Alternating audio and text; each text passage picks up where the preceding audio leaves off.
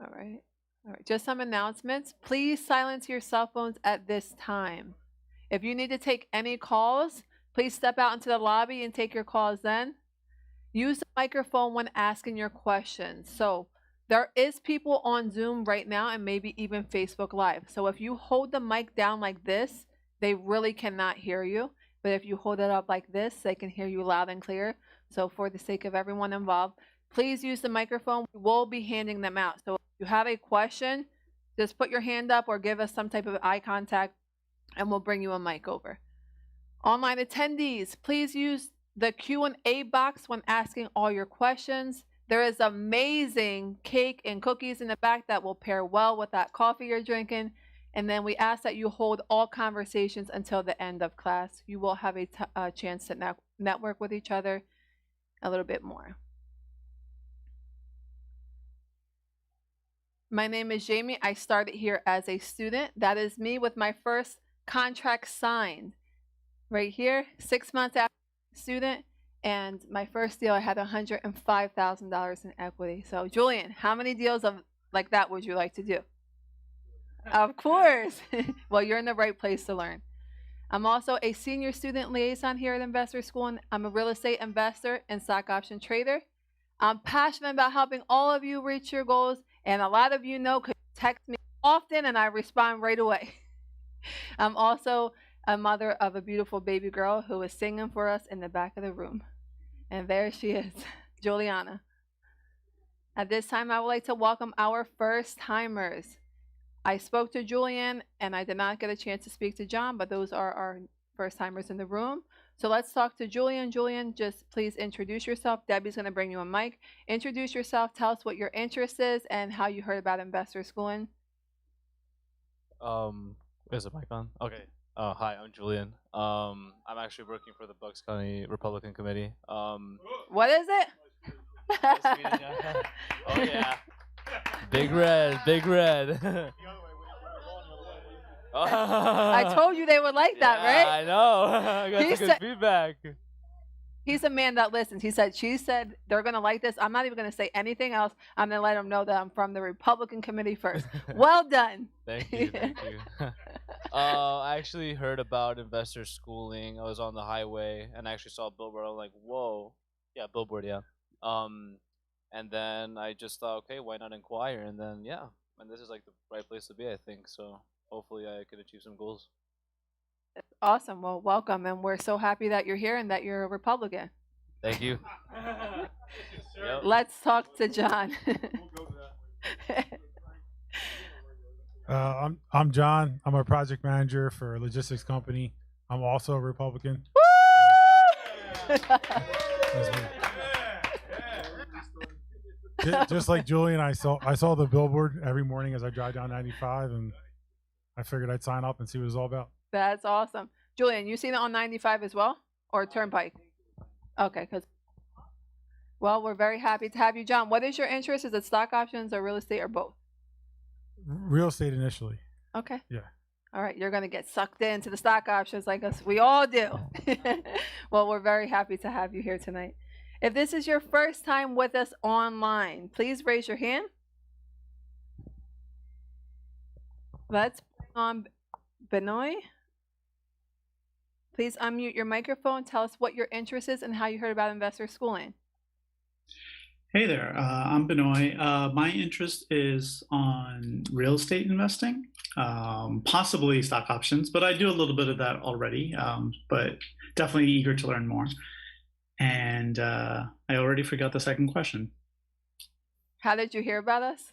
Yes.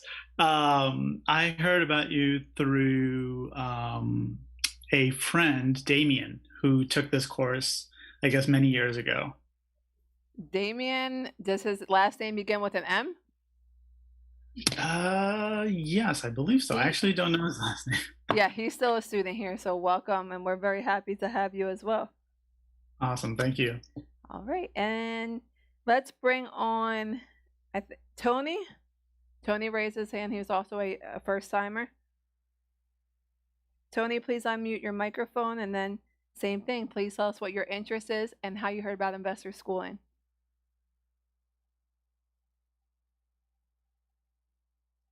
all the way at the bottom. Tony B. There we go.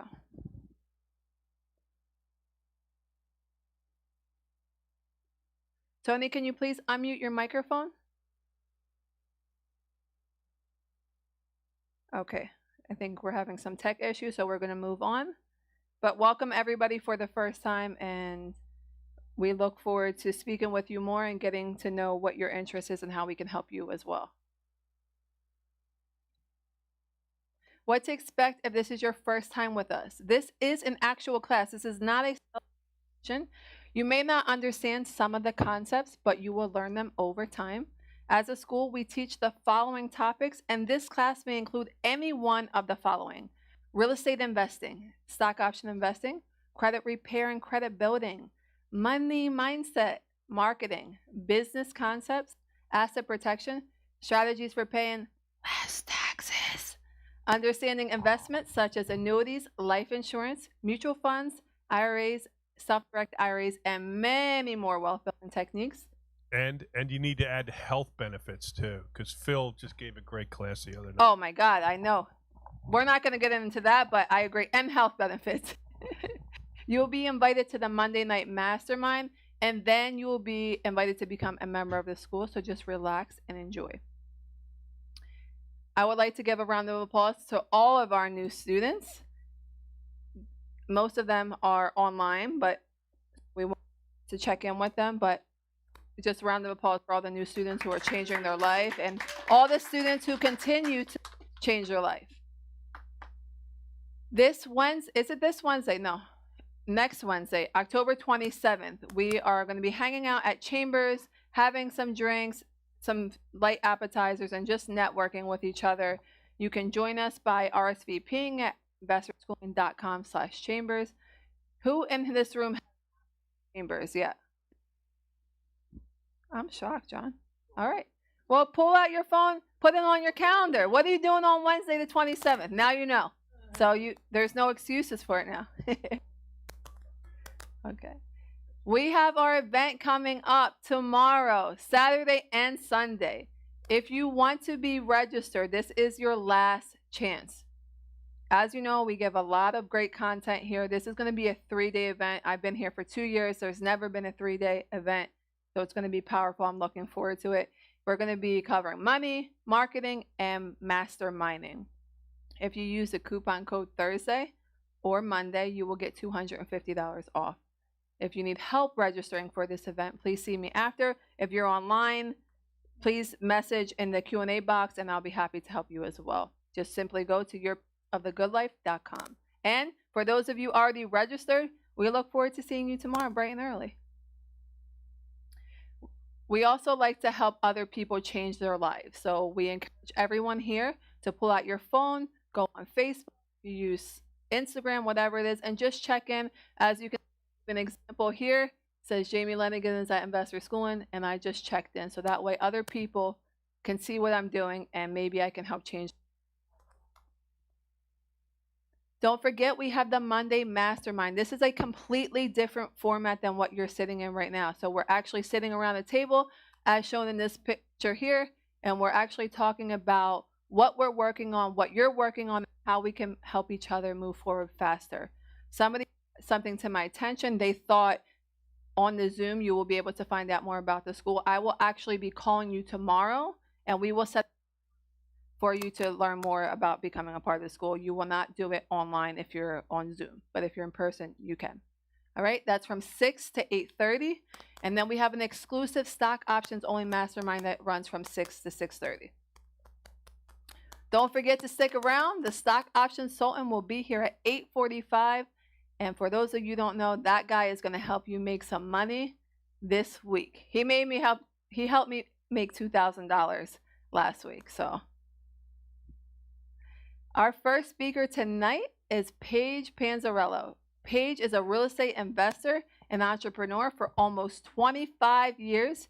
She's been purchasing non-performing notes since 2014. Paige teaches the Building Wealth with Notes program, and I actually attended one of those, and I love Paige. I love her straightforwardness, and I love her teaching style. So please help me welcome Paige Panzarello.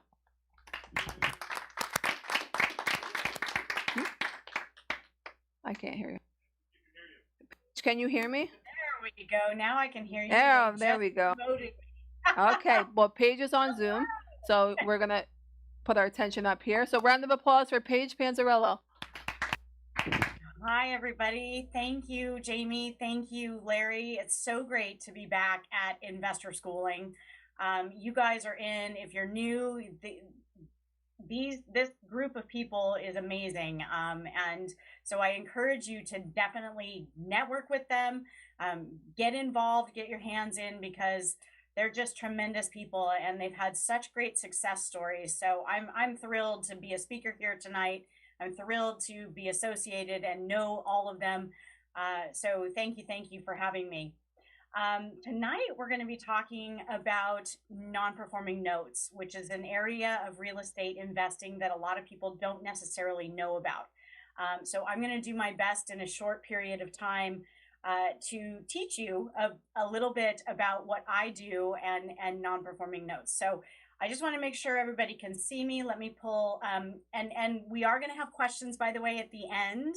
So just everybody write them down. If you have a question that I don't answer, please write them down and we will get to them at the end, because this is a little bit of a niche kind of form of real estate investing, but I think that you're going to find that you love it as much as I do. So let me share my screen. Make sure everybody can see my screen. There we go. And pull my chat box up, sorry, so I can see that. There is none of that. All right, so if everybody could help me out with the Q&A, just put it in the Q&A, and maybe Jamie, you could help me at the end with the questions, or Larry. Okay, so, and could somebody just let me know that you can see my screen? Yes, we can see your screen in the room. All right, thank you, because I can't see that through here. All right, so a little bit about me. As you were told, I have been a real estate investor for going on 25 years now. I've done just about everything there is to do in real estate and real estate investing. My current focus is on first position non-performing notes, and I'm going to explain that in just a minute. But when I started in real estate, everybody, I didn't choose real estate. Real estate chose me. I was in my 20s. I had a family member that passed away with a very sizable estate. And I'm getting some feedback now. Can anybody hear that? Did we just change? Hold on, you guys. I'm sorry. We can hear. I wasn't having any feedback, but did we change a setting? Yes, because the Zoom could not hear you. We can hear you now. Oh. Go now. All right, let me see if I can maybe reduce my sound. I'm sorry, guys. This is one of the things that I was not gifted with. Give me real estate and I've got lots of gifts, but when it comes to tech stuff, that's not my thing. All right. I think that's a little better. Can you all hear me? Zoom cannot hear you. If you're on Zoom, can you hear her? Much better. Okay. Oh, okay. We're all right. I think we got it. I'm going to try and... Yes, we're good. I'm still getting a massive amount of feedback.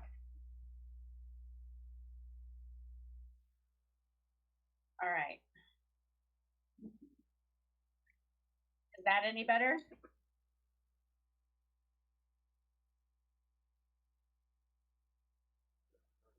Paige, are you still getting feedback?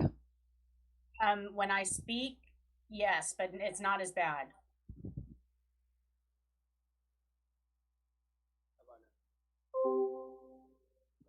How about now? Okay, let me speak, and I'm getting some, but yes, I am getting it.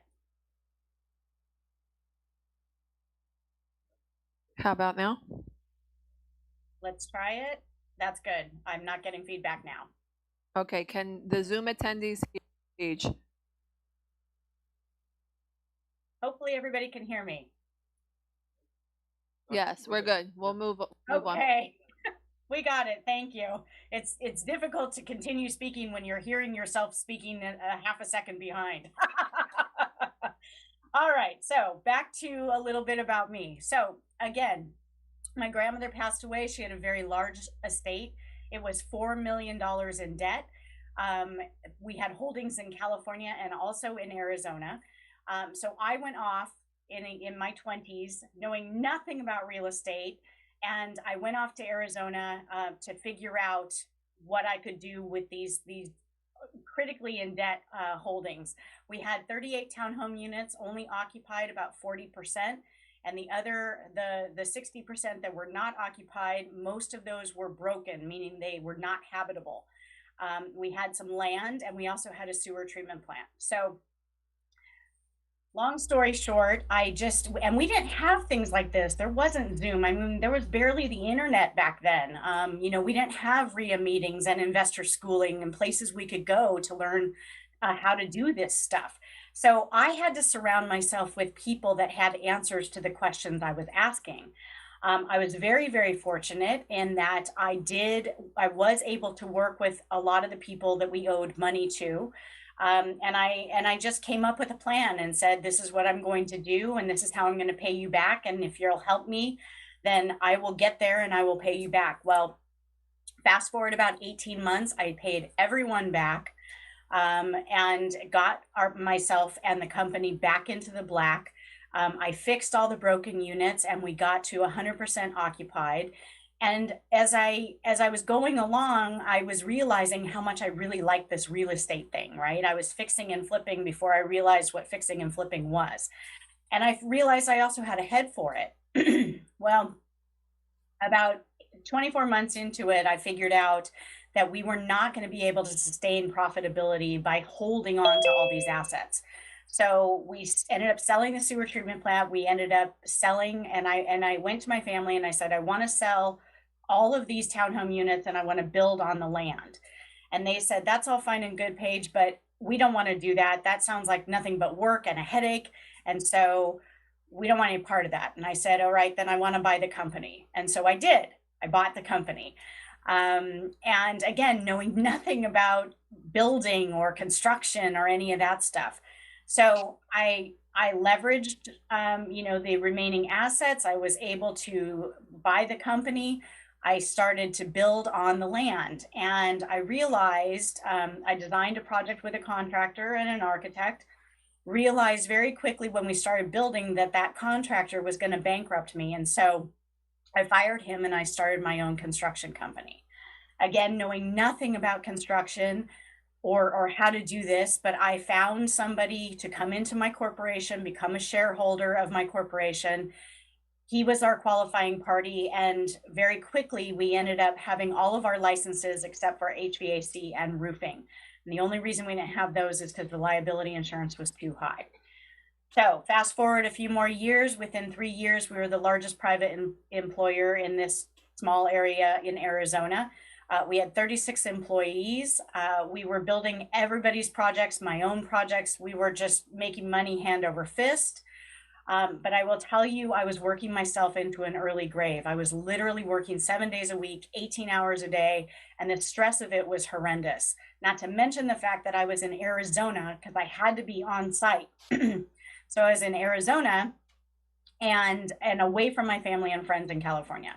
So the crash of 2007, 2008 was coming about, and I actually saw it coming. The problem was, and I thought to myself, you know what, Paige, this isn't going to happen to you because you are not over leveraged, right? I was only encumbered about 10%. I had a lot of assets. I had built up my relationships with my lenders, et cetera. And I thought, this is not going to happen to you. Boy, was I wrong. The reason is that I didn't realize that the people that owed me money were not going to be able to pay me. And when you're in big construction, it's generally anywhere between 90 and 120 days that you're carrying all of those costs. And at the time I was running payroll at $25,000 a week.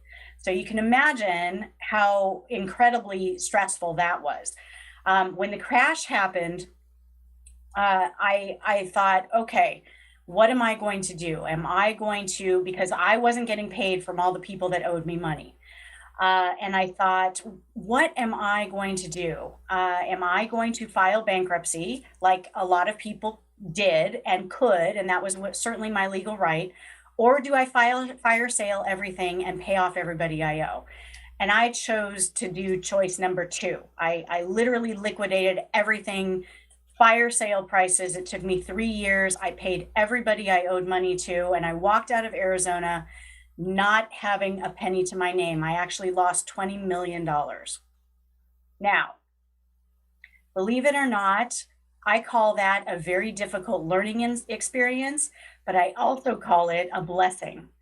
And the reason that I call it a blessing is because it taught me who I am as an investor. It taught me how I treat money. It taught me how I interact with my investors and my students. It gave me passion to understand that people have life happen to them every single day. And so I went away from real estate and investing for a little while, understandably. But it is my passion. So I came back in. And when I came back in, I discovered this little thing called notes. And that's what we're going to talk about tonight. So notes, let's find out about this, right? What are notes? What is a note? And do you really become the bank? And the answer is yes, you really do become the bank. A note is basically just a promise to pay, everybody. That's all it is. There are many different types of notes, but a note is basically just a promise to pay. And when you're a notes investor, you step into the shoes as the bank. And I'll explain that in a moment, okay? So there are different types of notes that you can buy, right? You can buy notes on real estate, meaning mortgages or deeds of trust. Those terms are interchangeable depending upon if it's a judicial or a non-judicial foreclosure state, okay? So let's call them mortgages for tonight, okay? So notes are basically just buying that mortgage, that promise to pay, and the mortgage secures the promise to pay and attaches it to the house. That's what a note is in notes investing, right? You can buy notes on cars. You can buy credit card notes, right? So every time you sign the pad, it used to be the piece of paper, right? But when you sign that pad, when you're buying something with a credit card, you're basically creating a note and promising to pay the bank back for the money that they're fronting you to buy that item.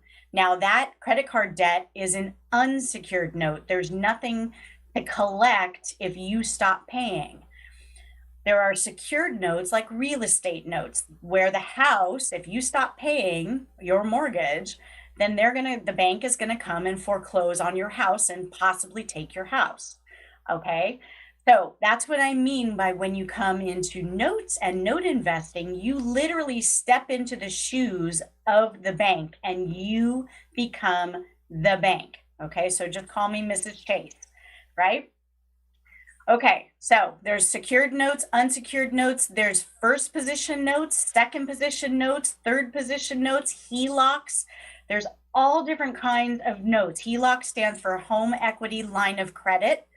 Oftentimes those are in a second position behind your original mortgage, okay? Now I focus on first position, non-performing notes secured by real estate, okay? And it sounds crazy because a non-performing note is exactly what it sounds like.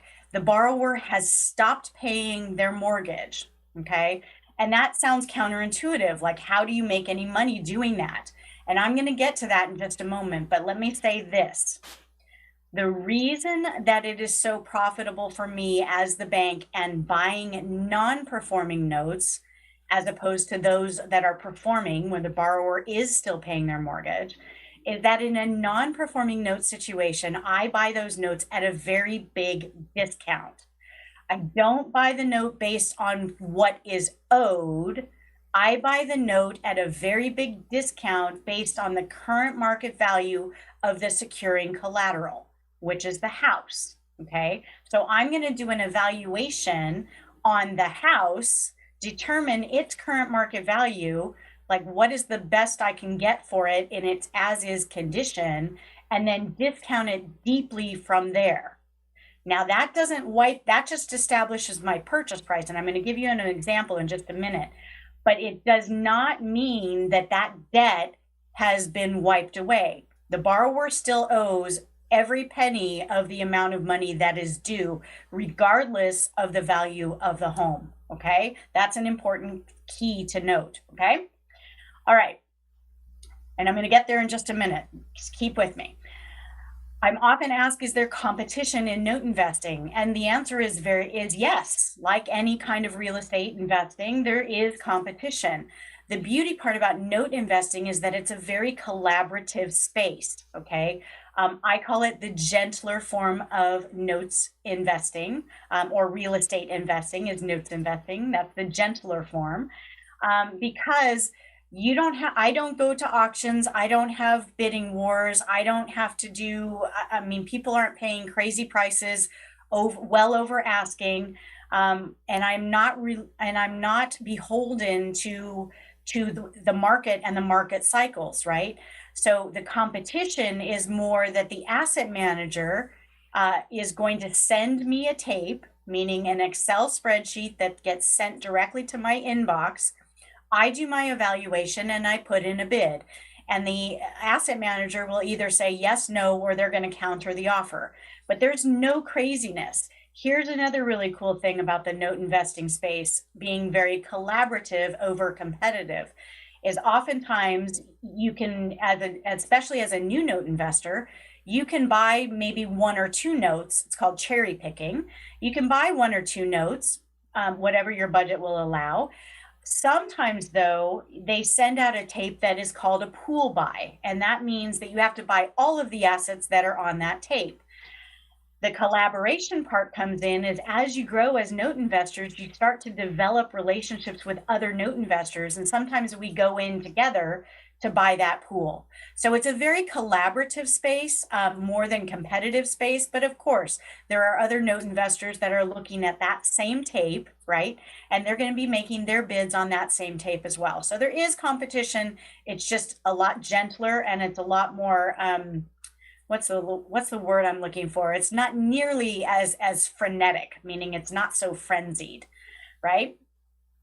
Okay, so how do I find deals? The cool thing is that I spend zero marketing dollars for my deals. No money at all. I don't do yellow letters. I don't do bandit signs. I don't cold call. I don't door knock. I don't do any of those things. I spend my money going to conferences and establishing relationships with asset managers and other note investors. And in doing that, and asset managers sounds very daunting, you guys. They're normal people. It's just a matter of establishing a relationship with them. That's all. And talking with them. They're not the big bad asset manager. They're very approachable, and most of them are willing to help all the time. So once I establish these relationships, literally the tapes, meaning the Excel spreadsheet with all of the assets they have for sale, it literally gets delivered to my inbox. And I sit at my computer, and that's how I find deals. They come directly to me because I've established relationships with asset managers. Okay. So again, I can literally be anywhere in the world and do this business. I can be on a beach. As long as I have a cell phone and an internet connection, I can do this business. And that really appealed to me after having been in Arizona for so long and away from my family and friends. Those of you that have a full-time job, this might be a terrific supplement for you because again, and you're going to find out in just a few minutes that when you're a notes investor, the large part of your time is dedicated upfront before you buy that note. And then you hand it off to your team members and they handle the heavy lifting on the day-to-day stuff. So your majority of time is spent before you buy the note doing your due diligence, and then you hand it off. So it is a really good fit for those of you that have a full-time job as well. Okay, so this is an important fact. I want to talk a little bit about current market trends. We are in a really interesting time right now as note investors. As we all know, the world's on fire. I heard that, that I'm encouraged by the responses in the room earlier, because all of you are entrepreneurs and you're looking to satisfy and keep your hard-earned dollars in your pocket, right? As opposed to paying it in taxes. So, there are some. I'm just thrilled to have a room full of entrepreneurs and have such elevation and elation at that thought of keeping taxes lower, right? Okay.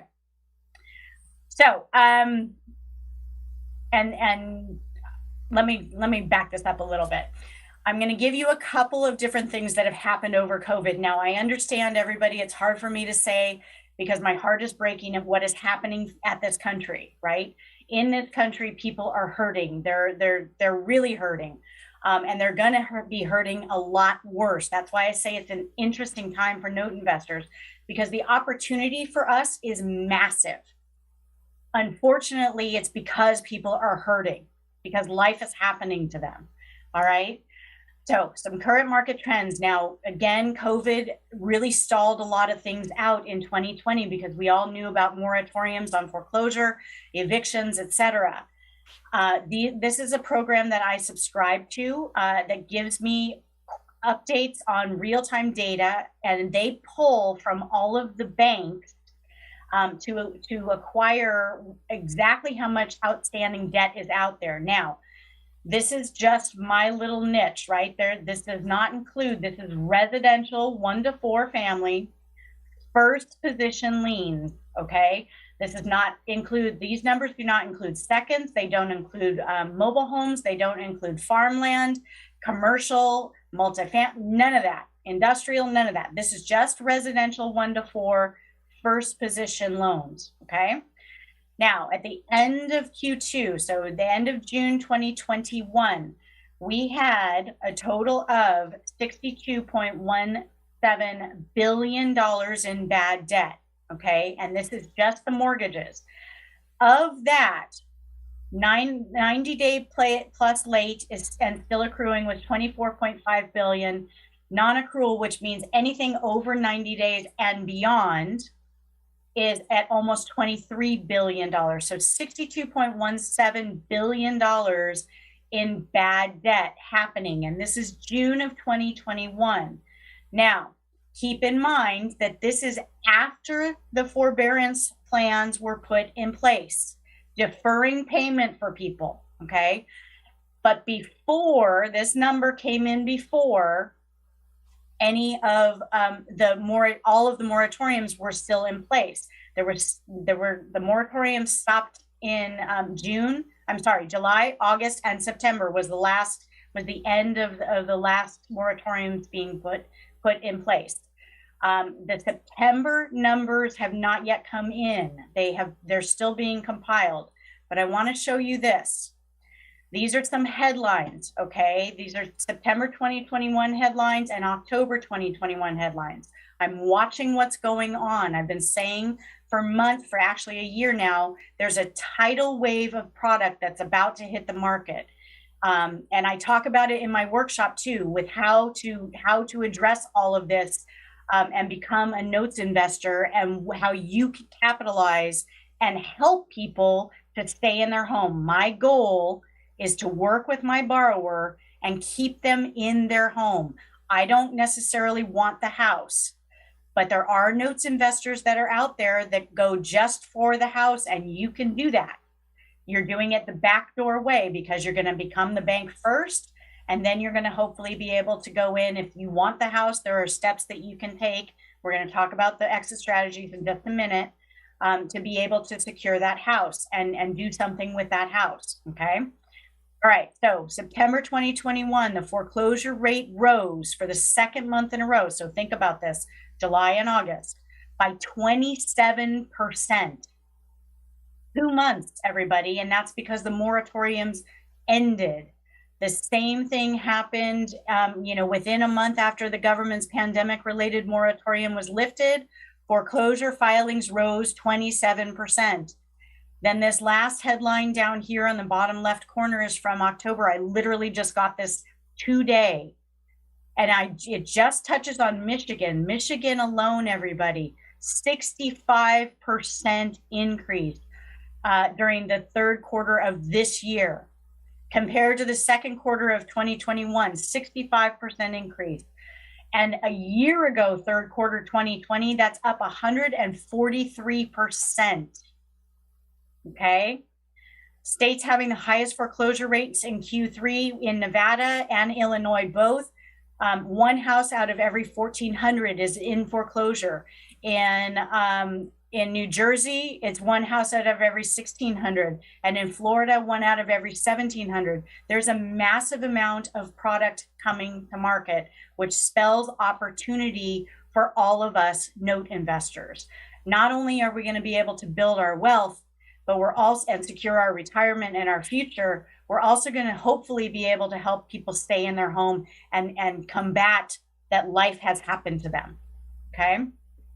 Really quick, last year, there is a fund called Oaktree Capital. Howard Marks runs that fund. It's $19.4 billion under management. They started a fund just to buy distressed debt. They were looking to raise $16 billion, and they did. Okay. They're not stupid, everybody. They see the writing on the wall as well. All right, so let's talk about some exit strategies. In note investing, one of the beautiful things about it is that there's an opportunity to pivot. We are not beholden to one exit strategy. We actually have 23 different exit strategies available to us in notes investing. We mainly only use 4, okay? And we're going to talk about that right now, okay? Before we talk about that, let's talk about some numbers so we can apply it when we talk about the exit strategy. Okay, so for instance, remember when I said I buy at a discounted rate based on the current market value of the securing collateral? I don't buy on the amount of money that's owed. So for example, we have an unpaid principal balance. That just means the base amount of the loan that has not yet been paid is $100,000. Because I buy non-performing notes, these people have stopped paying, which means that there's some corporate advances, which I don't have time to explain. Just know that there are fees that you can pay on behalf of your borrower, and they are recoverable. They become part of what we call the legal collectible balance, okay? Also part of the legal collectible balance is default interest and missed payments.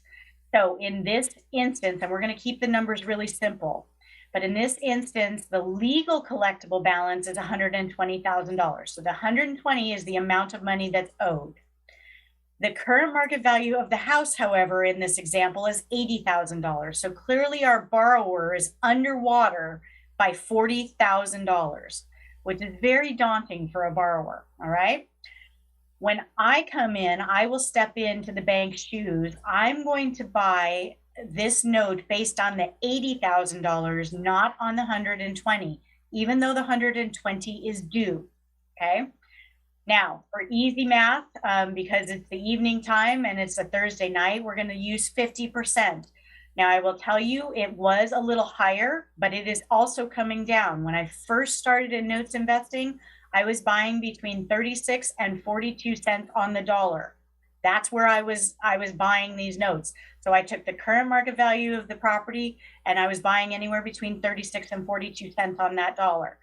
Right now, we're going to use 50 cents because that's about where we're landing right now, but it's about to go down. Okay, so keep that in mind. Now, obviously, I can't promise that, but in my experience and watching real estate and real estate cycles, that's what happens, okay? So we purchased this note at 50% of current market value of the securing collateral. So we purchased for $40,000, but I'm owed $120,000. Now, just like fixing and flipping property, we have to fix and flip this note. So we have what we call workout costs, workout expenses. Some people use rehab costs, right? I call them workout costs. So they're generally anywhere between $5,500 and $8,500. But for this example, we're going to use nice even numbers and use $5,000. Okay. So all in for this note is $45,000. I'm automatically building in an equity cushion of $35,000 because if I had to foreclose on this house, and I'm going to talk about that in a second, and sell this property, I probably could only get about $80,000 for it. Okay, if I can get more, great. But if not, then I have to be satisfied with my numbers based on that $80,000. So I build in an equity cushion immediately of $35,000. So if the market corrects and drops, then I'm still got that equity cushion, and at worst case scenario, I'm probably at a break even. Okay, very likely not, because historically the real estate market has never corrected over 20%, especially not 50% in less than 6 months. So I'm going to have a heads up warning if that's going to happen. Okay. But again, 23 exit strategies, everybody, I can pivot and do something else to create, if there is going to be potentially a loss, I can offset that. Okay. Okay. So exit strategies, keeping in mind all of our numbers there off to the right side. Our unpaid principal balance is 100. Our legal collectible is 120. That's how much we're owed. We're only into this note for $45,000. The four main exit strategies that we use are these: foreclosure, deed in lieu of foreclosure, short sale, and a reperforming situation. My least favorite of all four is the foreclosure. Now, we have judicial and non-judicial foreclosure states, which means that in a judicial foreclosure state, that's about 50% of the country, you have to go to court and ask the court's permission to foreclose on that property. Now, some states, like New York, I don't invest in, because when going to court in New York takes about 4 years. I want to be in and out of my notes anywhere between 12 and 16 months. So I avoid certain states that are judicial that have lengthy judicial times. Ohio, however, is generally anywhere between, it used to be 8 and 12 months. Now it's running about 12 to 16 months. But I've had a lot of success in Ohio. So and I talk about this in the workshop, what states to look at, what are judicial, non-judicial, what their foreclosure times are, et cetera, et cetera. So knowing that is a key piece of your information when you're doing your due diligence and looking at these notes. Now, non-judicial foreclosure states, the other 50% of the country, generally are going to take anywhere between around 6 months. Okay, give or take a few months. I've had foreclosures that have happened way sooner. I've had foreclosures in non-judicial foreclosure states that have happened take a little bit longer.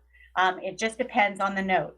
Okay, but let's say that we take this note that we're owed 120, current market value of the property is only 80. Let's say that it's a little rough and we don't want to end up with the property. So let's say we discount it a little bit and we put the foreclosure auction as the bank, we get the opening bid. So we start that foreclosure auction at $70,000. Now, if this is a non-judicial foreclosure state and 6 months later, if we sell that property at $70,000, we've now made $25,000 by just buying a piece of paper, right? We didn't swing a hammer. We didn't do anything to it. We just bought the piece of paper properly, right? So you can figure out your ROI, and I have some examples at the end of some of those different transactions that we've done, all right? What if we sell it at foreclosure auction? What if there's a bidding war and it goes up to $80,000? Well, now we've got our $35,000 back. So there's a lot of profit potential in note to note investing, even in my least favorite exit strategy, which is foreclosure. The next exit strategy is short sale. And everybody knows what a short sale is. We're owed $120,000, but the borrower comes to us and says, you know what, we don't want a foreclosure on our credit. And so we would like to sell this. Are you willing to short the sale? Meaning we owe you 120, but our borrower comes in and says, I've got a buyer for $80,000, or would you be willing for me to put the house up for sale and short it at $80,000? Of course, I'm going to say yes. How fast am I going to say yes? Because I anticipated that, right? I expected that. Generally, short sales, depending upon the market, are going to take anywhere between 3 and 6 months. But let's say we get lucky and somebody really on the same street wants to buy this house for a family member. and they're willing to pay a little over what current market value is. They're willing to pay us $90,000. So instead of the $80,000 we were expecting, we get an extra bump, and instead of $35,000, we now have literally doubled our money in 3 to 6 months. Who likes investing in real estate the way I invest in real estate, right? It's exciting. Deed in lieu of foreclosure. So a deed in lieu of foreclosure is simply when the borrower says, I don't want to be here. I don't want a foreclosure on our record. I am willing to sign the deed to the house over to you, Mrs. Chase, and you take the house as payment in full for my loan. So I'm not going to owe you any more money. Okay. Now that sounds great, and it does happen. There are some pitfalls to this. And again, in the workshop, we talk about what to look for in a deed in lieu of foreclosure. For instance, judgments or liens, a second position mortgage behind us. Okay.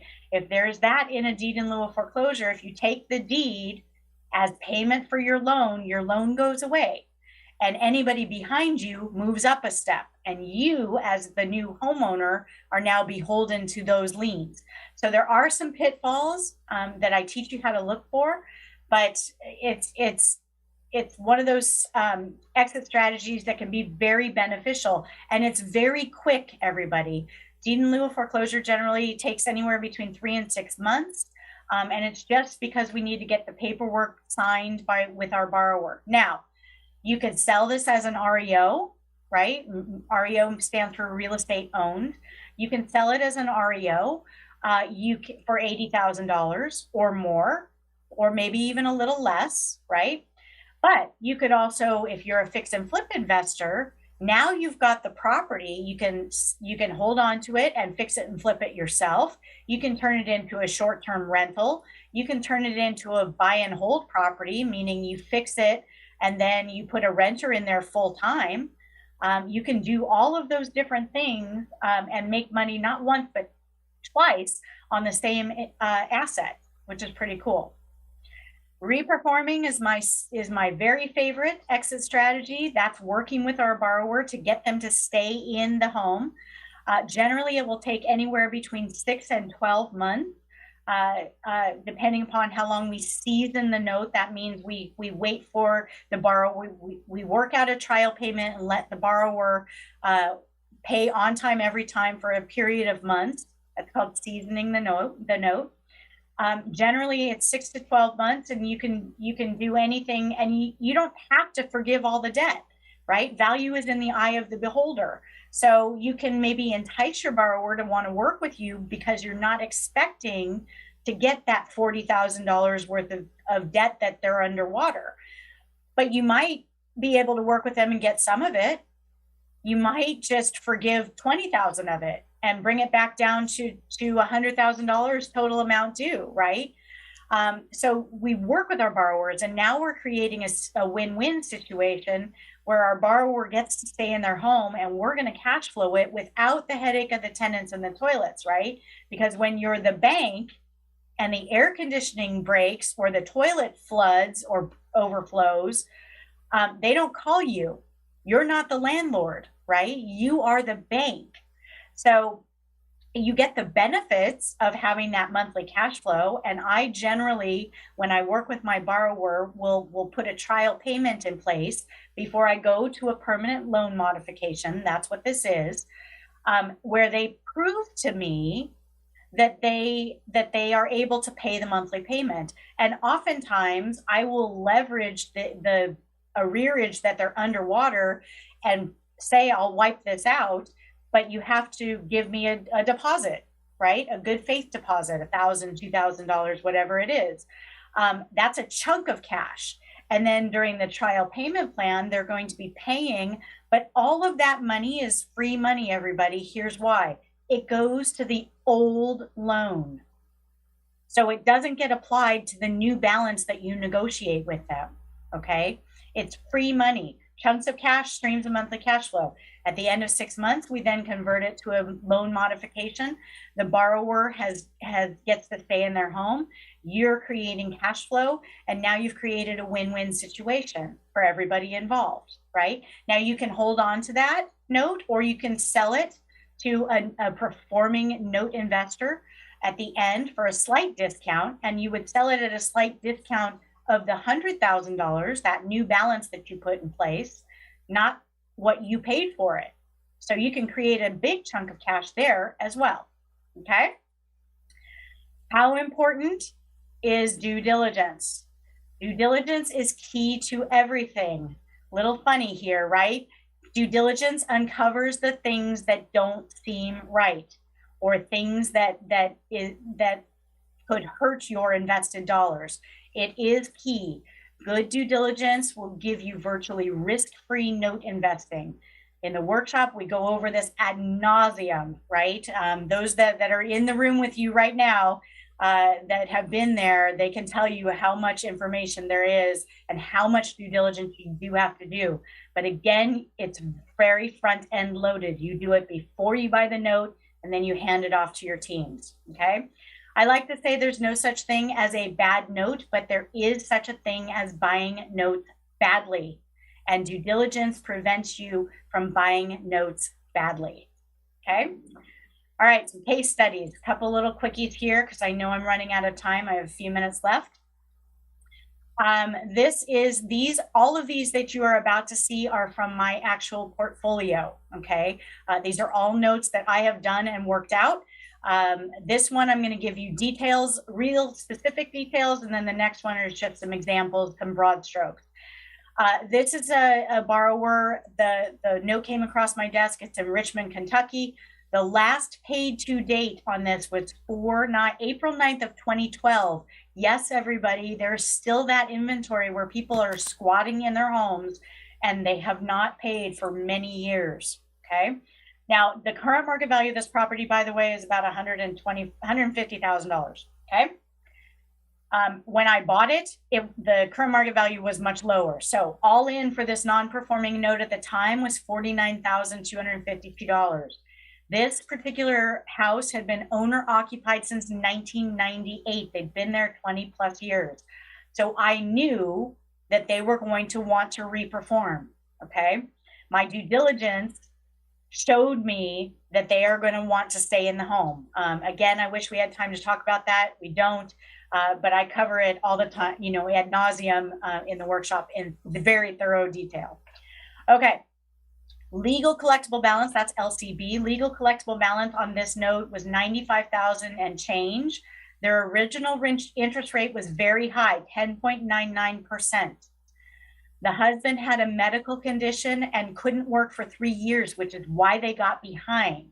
However, he healed and he was able to get another job and start paying. But at that point in time, they were so far behind and so underwater, and none of the banks would work with them. They didn't know what to do. And so they just didn't pay because they thought, well, we're probably going to have to move eventually, right?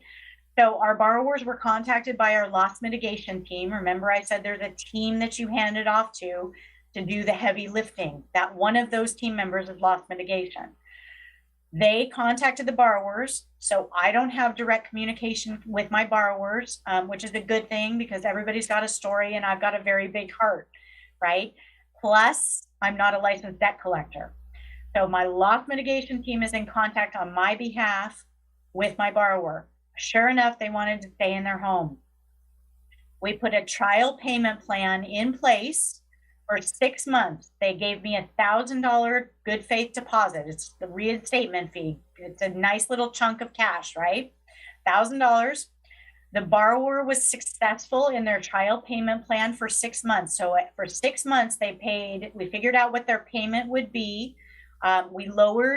We agreed that once they were successful in the trial payment plan, we would lower the amount of money due to us to $87,500.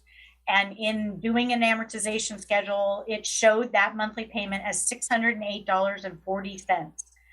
Now this shows during the trial payment plan, there's a fee I have to pay to my loss mitigation. So they actually covered that fee during the 6 months, right? They paid $708.40 for that first 6 months, which covered my loss mitigation fee. And I cash flowed $4,248. Now, again, the $1,000 and that $4,248 is all applied to the old amount due, the $95,000 due. It's technically like free money, because once they were successful, we modified their loan to a new unpaid principal balance of $87,500. We lowered their interest rate to 8%, and we extended the life of their loan. So we put a brand new loan in place as of that day, right? Month 7, day 1. And their loan started for 480 months. That's 40 years, everybody. So if you add all that together, cash on cash return was 25.5%. And if you've ever looked at an amortization schedule of that $608.40 a month payment, approximately $580 of that is interest. Your profit is interest. That's pure profit, everybody. So we created a win-win situation. The borrower got to stay in their home. We created a chunk of cash and steady streams of monthly cash flow. Now, we could have turned around and sold this note to a performing note investor. I chose not to. I like cash flow. As you can tell, I'm the cash flow chick, right? So we actually still have this in our portfolio. All right. Last little tidbits here. You can see there's a variety of different assets here. We've got some in Memphis, Tennessee. The top couple we took to foreclosure auction. I'm just going to read a couple of these. Foreclosure auction, we invested $30,175. We sold it to third party at foreclosure auction, and we had a net profit of $27,861 in 5.5 months. That's a 92% return. And if you do a return on investment, which is usually a 12-month time frame, we were looking at 184% return on investment. Who likes investing in real estate the way I do it, right? Another one, Memphis, Tennessee, non-judicial foreclosure state. We took it to foreclosure auction, sold it to third party. We were into the note for $30,854. We sold it over that. We actually got a return. Our net profit was $35,362, which is 115% return on transaction in 6 months. And our ROI equates to 230%. Wooster, Ohio, judicial foreclosure state, invested $37,490. We sold it at foreclosure auction for $30,000, and our net profit was $30,510. 7 months it took us in a judicial foreclosure state. 81% return on transaction in 7 months. ROI equates to 115%, right? Richmond, Virginia. Here's one that we ended up with a foreclosure. We ended up as an REO, so we did not sell it at foreclosure auction. We invested $27,000 and change. It returned. Our net profit was $13,897. 6 months it took us. Our return on a transaction in 6 months, 51%. ROI was 102% at the end of, if you calculate that cash on cash, or ROI, sorry, not cash on cash. Last one, Stanley, North Carolina, same thing. We took it to foreclosure. It came back to us as REO. We actually had to rehab this one. Our investment dollars, including the rehab, was $58,000 and change. Our return was $21,000 and change, meaning our net profit. Took us 12 months, 36% return on transaction. Our ROI, I'm sorry, is also 36, same thing, right? And then one last one, sorry, let me find it. Birmingham, Alabama. This is a contract for deed. I don't have time to explain that, but that's another type of note that you can buy. Ended up as REO with us. In 3 months, it became an REO. We turned around and we sold that property. Our investment dollars into it was $37,500. Our net profit was $36,000 in 3 months. Our return was 96%. If you calculate that to a 12-month ROI, we're looking at 384% return in real estate and real estate investing in notes. So here's how you connect with me. If you want to connect with me, these are the several different ways to do it. You can go to buildingwealthwithnotes.com. You can connect with me via email, info@cashflowchick.com. If you go to my website, cashflowchick.com, you can schedule a free 30-minute call with me. I'm happy to sit down and talk with you about it. Follow me on all the different social media platforms as well. I think I'm out of time. So, the applause for Paige. I'm sorry? I said round of applause for Paige. Oh, thank you. And does anybody have questions for Paige? 1 second. We have some in the room, Paige. Okay. Hey there, Paige. You said something about you go to conferences about with asset managers. Where Yes. exactly are these conferences? How do you get information on them? Yeah, they're all over the place. There are a couple. There's one that is coming up. Well, there are a couple that are out of state. So there's some in Texas. There's some in California. There are some that do them virtually online. One of my favorites is called the Paper Source Symposium. It's perfect for new investors. There's no selling from the stage. It's just for new investors, period, by investors. So I often will speak at that conference. And there's asset managers that are there. There are other note investors that are there. So they're all over the country. And then there are also subgroups of certain RIA meetings that have note investors as well. So and asset managers. Again, we talk about it at the workshop. It's where to find them. I wish I had more time to go into everything, but that's they're everywhere. Is there anything listed on a computer that would say, this is what we have in this state, this is what we have in this state, this is the date it's going on? Yeah, What would I type in? I would just type in note investing conferences or symposiums, and I'm sure that they will pop up. All right, Scott. It should be on. It's green. You might have turned it off. Here you go. We're set. We got it. Thank you. You mentioned a list of teams, and you specifically said you're debt collectors. What other teams would you need to incorporate, and are they all like taking a percentage and then you pass it on to your Tommy. the homeowners or Borrower? Okay, so great question. Thank you so much. Okay, so we have two sets of licensed debt collectors that act on our behalf. One of them is a servicing company. The other is loss mitigation. Both of those liaise on your behalf with your borrower, okay? So they're the ones that have the licensing, and they talk to the borrower on your behalf.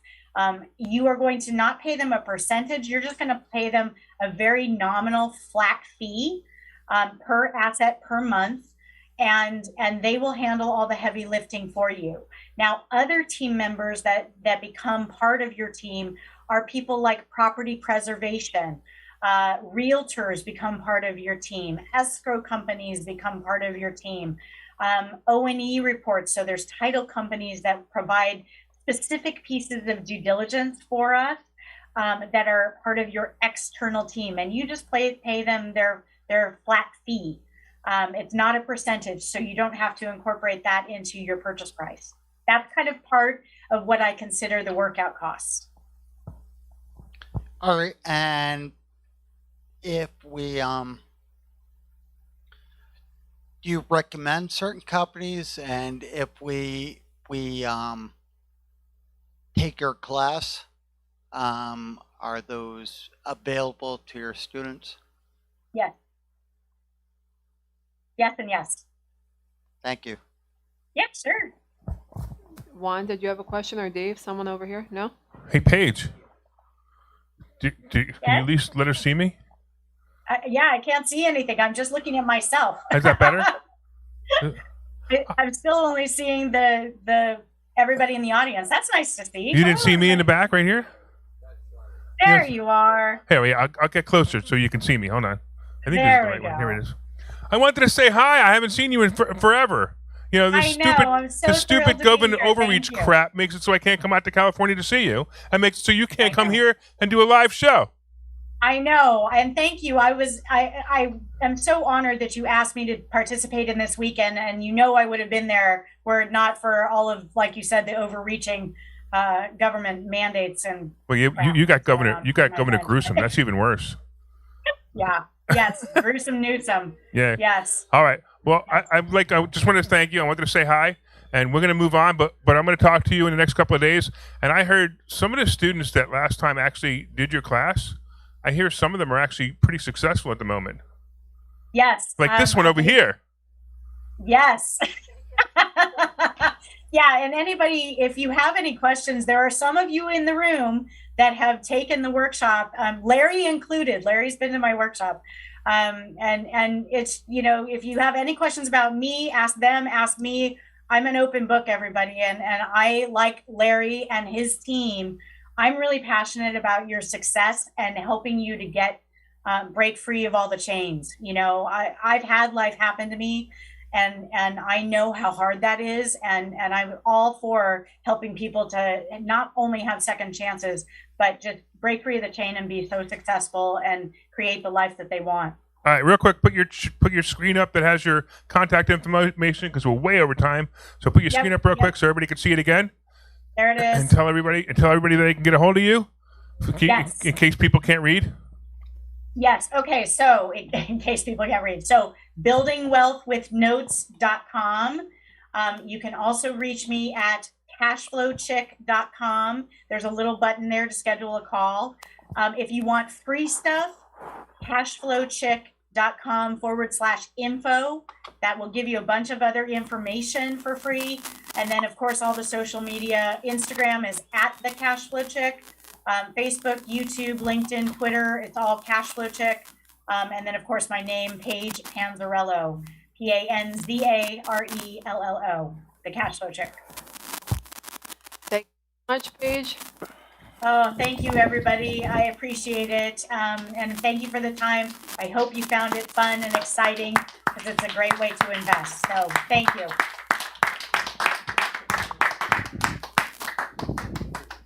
All right, can we hit the spotlights and the main stage lights for a... I'm a clapper. Okay, moving on. We have a brokerage in this building. So if you are an agent, we welcome you to come to our next agent training. I'm going to put this right here. Our next agent training is October 19th, right here in this building at 1 p.m. If you are an agent with a student, we welcome you to hang your license with us. We offer 100% commission. As most of you know, we are live on the air. We are still live on the air this Saturday, even though there is an event. They're just going to sneak over and then sneak back over here. Good thing we have that tunnel, right? Also, as I mentioned the event again, you have one last chance to register. It's yourpieceofthegoodlife.com. You can use the promo code Thursday or Monday to waive half cost. Okay, so they're on the radio this Saturday at 2 p.m., 12:10, or if you're Facebook friends with Investor School and Phil Falconer and Larry Steinhaus, you could actually watch them live in the studio there as well. PropStream. This is something extremely useful for our real estate investors. You can get a 7-day free trial. Just go to PropStream7daysfree.com. Our next speaker is Phil Falcone. Phil owns the first tiny house park in Florida. Someone is really excited to hear Phil. I hear them grunting and groaning. This is awesome. He's negotiated millions of dollars in private and creative funding for real estate. He owns a successful vacation rental business. Phil is a published author of 3 books on real estate. He's become an experienced stock option trader and tripled his stock options count in 1 year. Phil loves aloe, but he loves real estate. Please help me welcome up Phil Falcone.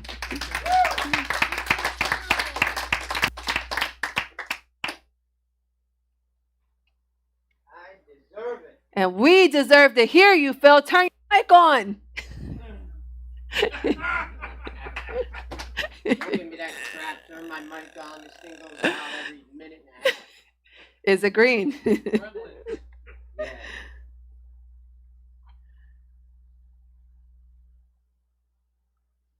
New mic, please. Yeah, Mr. Microphone. I love it.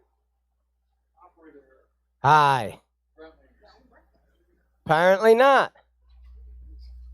Phil has decided that we deserve it. Hello? I deserve it. You guys deserve it. Just for being here tonight. And if you're coming to the 3-day event, you really deserve it. By the way, I'm a Republican. Round of applause for Phil Falcone. You got your hands full now. Yeah, really. All right, I'll put it here for you. Take the mic. Yeah, leave me one of them. I used to have a Mr. Microphone when I was a kid. Hooked it up to some speakers in my car, pointed my speakers outside the windows, and I would drive around and go, "Hey, buddy, get the hell out of my way!" You know, it was in my 20s. It was pretty obnoxious. Yeah, can you believe I had that trait? All right, let's talk about some real estate. Not going to work for me. So I might as well ditch it. Mr. Microphone and I are good friends, though. So I'm going to skip the disclaimer because I'm just a crazy guy. Let's move on. If any of you sue me, I can afford it. All right, tonight I want to talk about one of my favorite ways to sell a house. So I often talk about owner financing, seller financing, and that is my favorite way to buy houses. I just love buying houses at 0% interest. And if you understand that concept, sometimes you can do it where you put some money down and then you get 0% financing for the house for years. I don't have time to explain that right now, but I'm going to talk to you about ways that I love to sell houses that can be very, very lucrative for you, okay? So the way that I learned how to do it, about 20 years ago, I knew a guy who was doing silent auctions to sell houses. And I basically called him up and I said, "How do I do it?" And he goes, heck, give me $500, I'll do it for you, and you'll learn the whole process. I said, cool. So he came over, and I let him basically run the whole process. And I was not able to sell the house in that particular silent auction, but I learned the process nonetheless. And it's a great way to sell properties, and I'm going to tell you a little bit about it. Okay, so let's go through some of these slides quickly, and I'm going to get down to the real nitty-gritty stuff about how you negotiate it when you've got somebody who wants to buy your house, okay? So the first thing I would do is I'd write up a very simple letter, like a handwritten letter, and I'd say, "Hey, I'm having an auction on my house on so-and-so date," and I'd just go to a Xerox machine and I'd print up a couple hundred of these things, and I'd drive around the neighborhood a day or two before and just stick them under people. You can't put things in people's mailboxes. I hope you know that. But there's still plenty of places you can put them. If they have a welcome mat, you pick up the welcome mat, you leave the letter sticking out, and don't make it white if you can. Like I usually use a pink one, which makes me feel special, or a blue one, which makes me feel very manly. And it doesn't matter. Just use some other color. They make notepads in all different colors, and they can be very effective. And just, if you've got nice handwriting, just handwrite it. Take your time, write the first one, and then just go make a bunch of copies of it. There's even people on the internet, you can just email them a handwritten letter that you've made, and they'll send you back a box of 5,000 if that's what you wanted. Okay? So invite all the neighbors. Why would you invite the neighbors? Why is that so important? Because lots of mothers and fathers have a daughter that they'd love to live down the block from them, or a son that they would love to move to another neighborhood, things like that. So you want to let families know that this house is coming up for an auction, and then what's going to happen is the parents are going to show up, and hopefully the kid's going to show up with them, right? You're going to make signs in this business.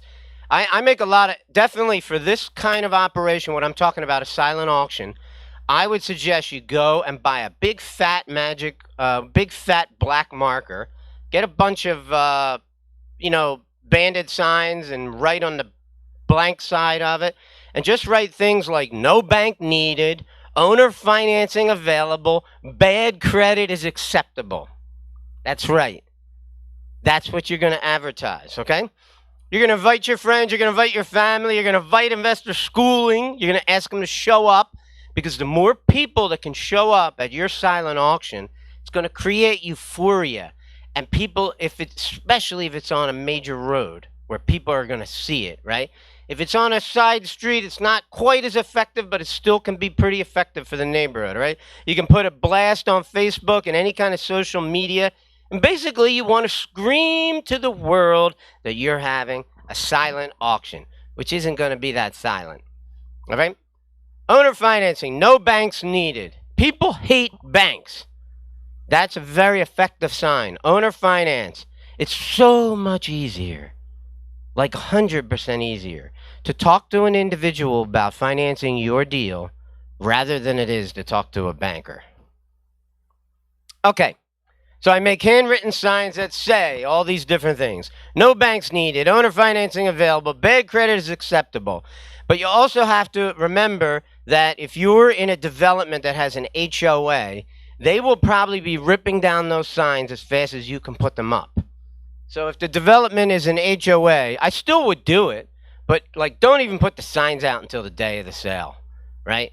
Because somebody's going to run around and rip them. Some of those people are crazy, man. These HOA people, these condos people, they're like in it for the power.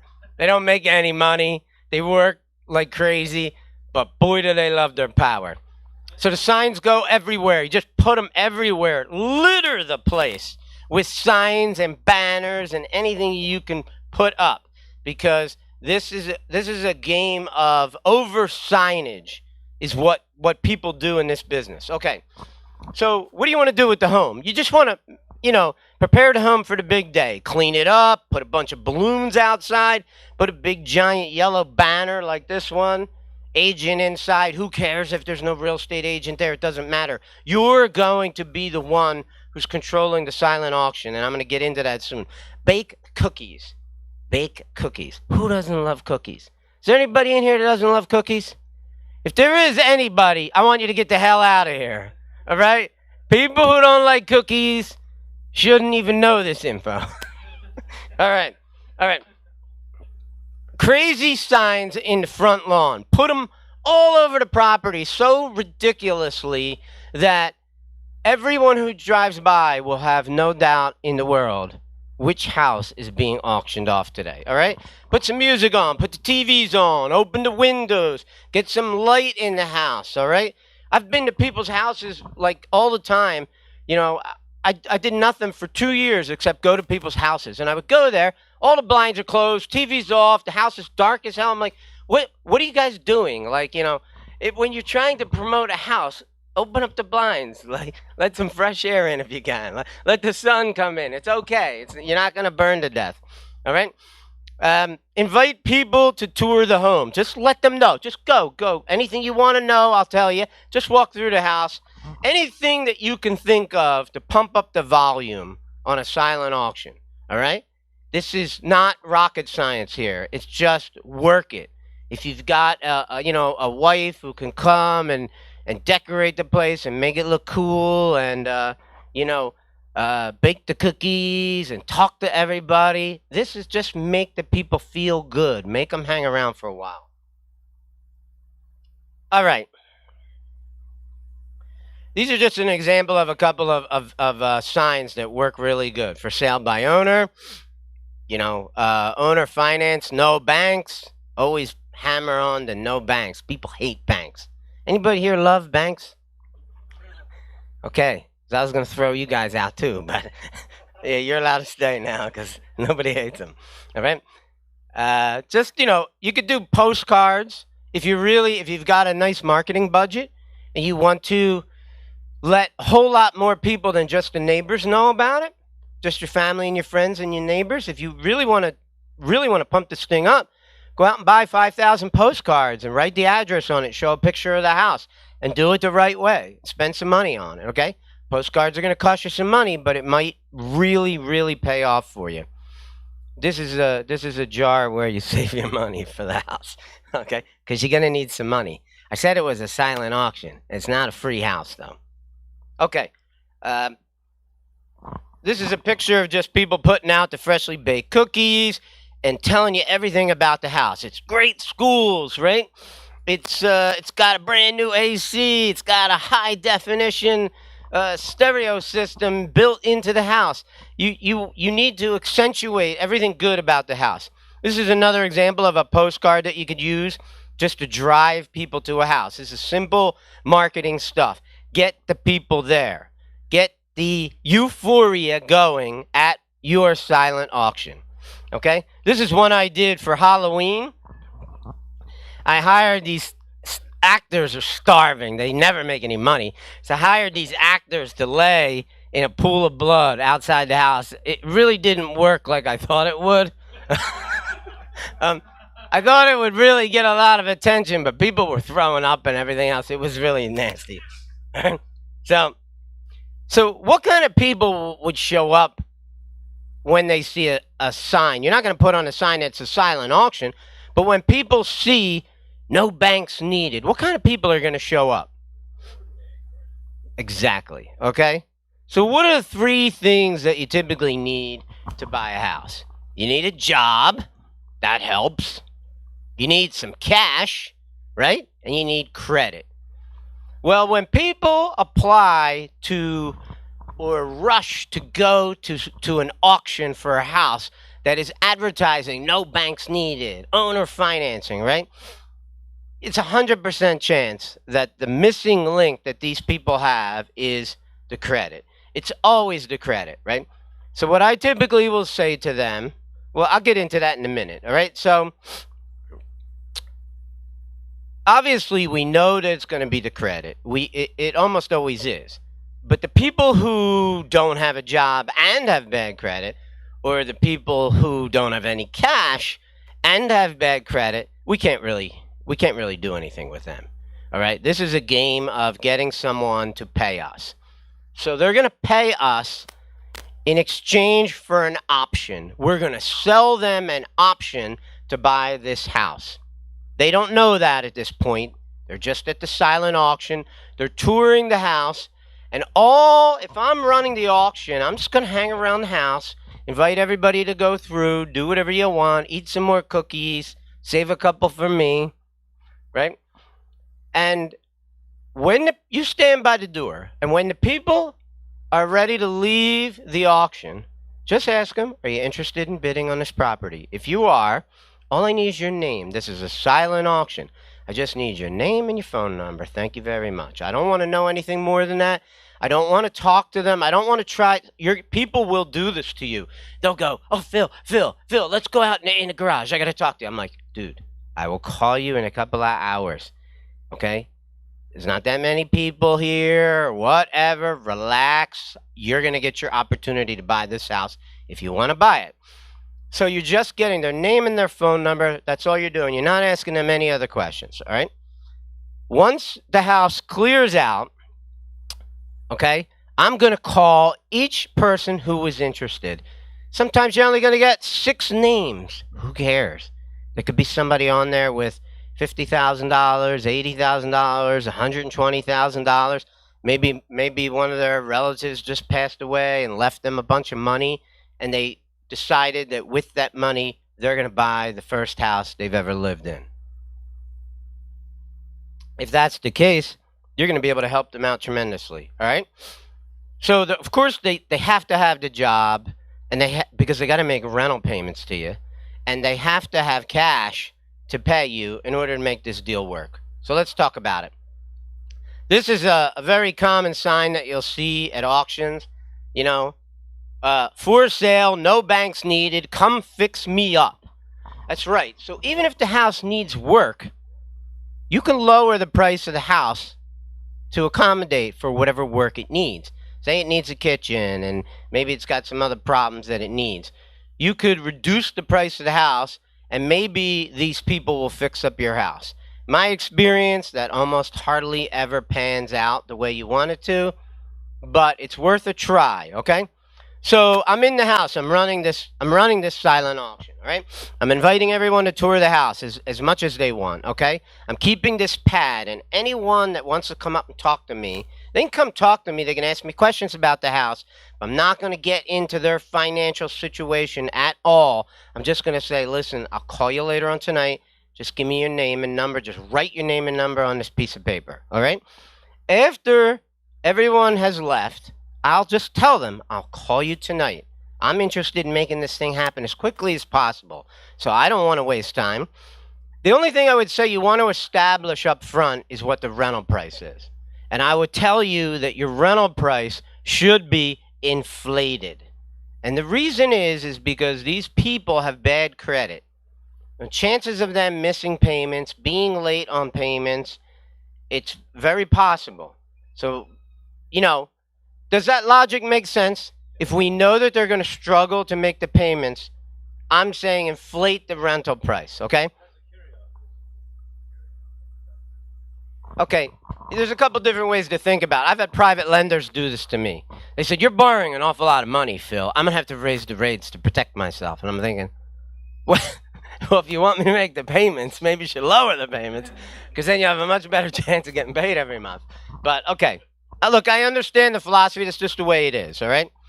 So you're going to, you could let them know what the rental price is. You should probably just have that number decided what that is. Maybe, let's just say for the sake of argument, it's going to be $2,000 a month for this house, all right? When I call the people at nighttime, I can run their credit report, and I will, okay, especially if I think that they're going to win the auction. What gets you to win the auction? A person who's going to give me the highest NROC. NROC stands for non-refundable option consideration. So if someone says to me, hey, Phil, I'll give you $80,000 for that option, okay? What he's doing is he's giving me 80 grand in cash. He's not going to give it to me in a suitcase, okay? We're going to have a settlement, and he's going to give it to me, all right? But he's going to give me $80,000 in cash in exchange for an option agreement. The option agreement, him and I will sit down with his wife, whoever else is decision maker, we'll sit down after the phone call. We'll have a conversation about what's a fair sales price for the house. It's going to be an inflated sales price. It's going to be an inflated rental price. But for the $80,000 that he pays me, I'm probably going to give him 3 years to allow him to rent a property for 3 years, okay? And in exchange for the 3 years, I'm going to hook him up with credit repair specialists to help them get their act together so they can actually get qualified for a mortgage by the end of the 3rd year. Now, understand something, that if they fix their own credit all on their own, which some people do, they could buy the house 3 months, 6 months, 8 months, 9 months, a year later. They don't have to wait 3 years. But I'm giving them 3 years just because I want them to succeed. I want them to actually buy the house. However, if something goes wrong in this process and they don't buy the house, I am protected because NROC stands for non-refundable option consideration. I've sold them an option. They have an option to buy this property. Now, they could take the option and sell it to somebody else. Say Bill was the person who gave me the $80,000, but something changes in his life. His job gets relocated to Texas. I was going to say California, but that would never happen. So it's got to be Texas, right? Right? And then Eric decides, he calls me up and says, hey, Phil, whoever bought that house? And I said, actually, Bill won the silent auction, but I think he's looking to get out of that option because his his career has changed and he's got to move to Texas and he can't live in this house anymore. Now, he could still use it as a rental property, right? However, he decides he wants to sell his option to Eric. I could put Eric and Bill together and the house will still get sold, okay? However, what happens a lot of times in these kind of deals is people can't project what's going to happen in their life 3 years down the road. And maybe things don't work out, or they're going to get a divorce, or he loses his job, and all these other things happen. And guess what happens? They end up not exercising the option. If the person who wins the silent auction does not exercise the option, guess what you can do? You keep the NROC. Guess what else? You get the house back. Guess what you can do next? Do it again. Have another silent auction. Okay? What happens when you do these things? I mean, people are going to offer you 10 grand and 20 grand because maybe that's all they have. But I'm looking for somebody who can make it worth my while. So imagine, let's just say this is in my mind, this is a $275,000 townhome, which is what we call row homes in the suburbs. Townhomes. It sounds so much classier, doesn't it? Yeah, not really to me. Row homes, townhomes, who cares, right? They're homes. They're real estate. Wonderful asset to put your money in. Wonderful things to own. Will reward you over and over and over again. I love my real estate. Okay? So, in this townhome, if a guy puts $80,000 down, I mean, I'm in great shape. Okay? That's 40 months of rental payments. He's still got to pay the rental payments. He's still got to exercise his option. If he doesn't get his act together and buy this house, I get the house back and I get to keep the money. So I'm in a very strong position. Now, typically, the way you do this is you have an option agreement, which is exchanged for the money that he has. In this case, Bill's giving me 80 grand. I'm giving Bill an option agreement. Bill now has a legal right to buy my house. I cannot sell my house. Think about that now. I've sold the right for me to sell this house. Bill now controls it unless his time of 3 years runs out and he didn't exercise it. Then he loses his option. Okay? So you typically do two separate documents. You do an option, which sounds complicated because you probably never did one. But let me tell you something. It's a very simple document. It's 3 or 4 pages. You sign it. You get it notarized. You're done. He pays you the money. It's really not that complex. Then you have another agreement, which is a lease. It's just a standard lease agreement that any tenant would have.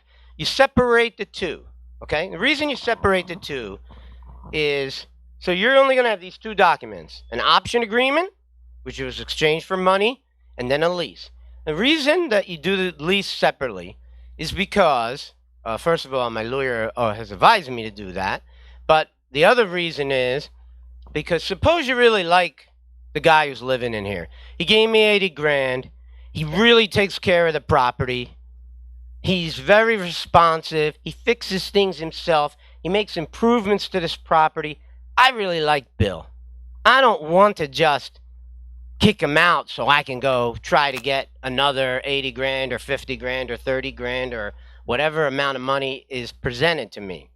I might want to keep Bill around because he makes my property better, okay? And the neighbors like him and I like him, okay? That might be a really good reason to keep him around. He still has a lease with me.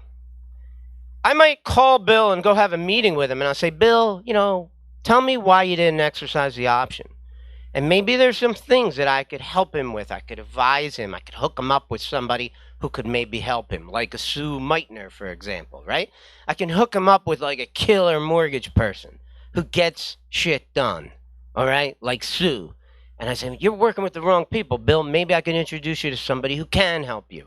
And if I help him get the house, he's paying an inflated price.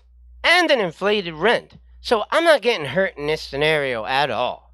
I've already been paid $80,000, plus he still would have to get his credit together and get a mortgage from somebody like Sue, and then I get paid off handsomely. So either way, I don't lose.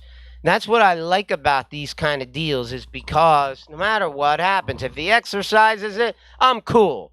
If he doesn't exercise it, I'm cool. It doesn't matter, right? This is a really interesting way to get someone to give you chunky money. If you've never heard me talk about it, chunky money is anything over $10,000 to me. I just love getting chunky money checks, okay? Anything with 5 digits in it, it just warms my heart. Makes me feel wonderful, right? That's my job. My job is to get chunky money checks. I mean, I get lots of people paying me rent, but the chunky money checks, they make me feel pretty good. This is just an example of what I might do with some signs, okay? Just go buy a bunch of signs and just stick them everywhere, so much so that it's just obnoxious, all right? It drives people crazy. So the people who are interested at this auction, they know how much the rent is, okay? You're going to call them after the silent auction. You're going to try to get as much as you can on the NROC. You're going to tell them what the rent payments are. If someone gives you $100K, I mean, you're going to be feeling pretty awesome. And that happens sometimes. You know, it depends on the quality of the people who come to look at your house. It depends on the quality of your house and how much people really want it. Obviously, if you make the house awesome looking and you do a great job on it, you're going to get more money, you're going to get more attraction, and you're probably going to really succeed at this. But that's not always an option for the landlord in every situation, all right? But the better you make the house. So a lot of times people say to me, Phil, what's the minimum NROC you would accept? That's very easy for me. So if the rent was $2,000 a month, all right, I know I can get $6,000 from anyone who walks in off the street. Because I'm going to say, first month's rent, last month's rent, 1 month's security, I can get $6,000 from almost anybody, right?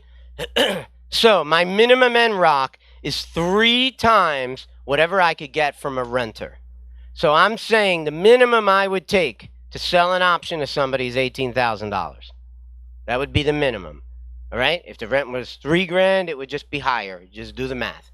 Super simple. That's the benchmark that I use. I would not sell somebody the rights to my house. And if all they had was $18,000, I mean, really at that point, I don't know if I even want to do it, you know? But the thing about a silent auction is if you've got an empty house and you're not collecting rent and you're going to try this strategy, the benefit of this strategy is to get a big, fat, chunky money check, all right?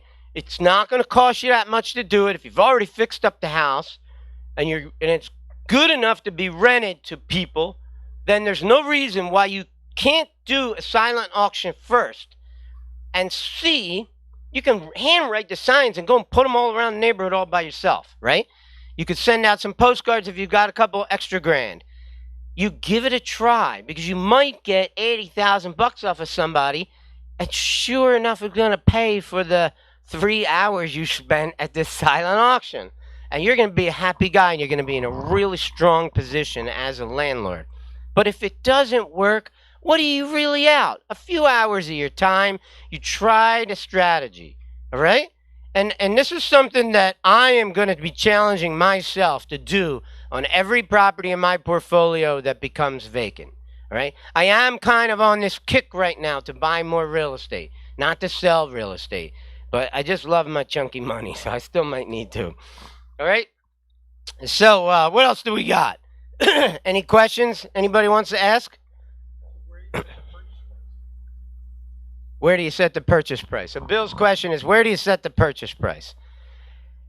I would run comps. I would figure out what I think it is. And I'm going to obviously increase it 15, 20%. Because I know you're a guy who doesn't have good credit. And you can't go anywhere else. Even if you find, whatever house you find in this market, you know the price is going to be inflated anyway, right? And you still got to get a loan for it. So I'm gonna inflate the sales price. I'll leave it up to you to decide how much you want to raise it.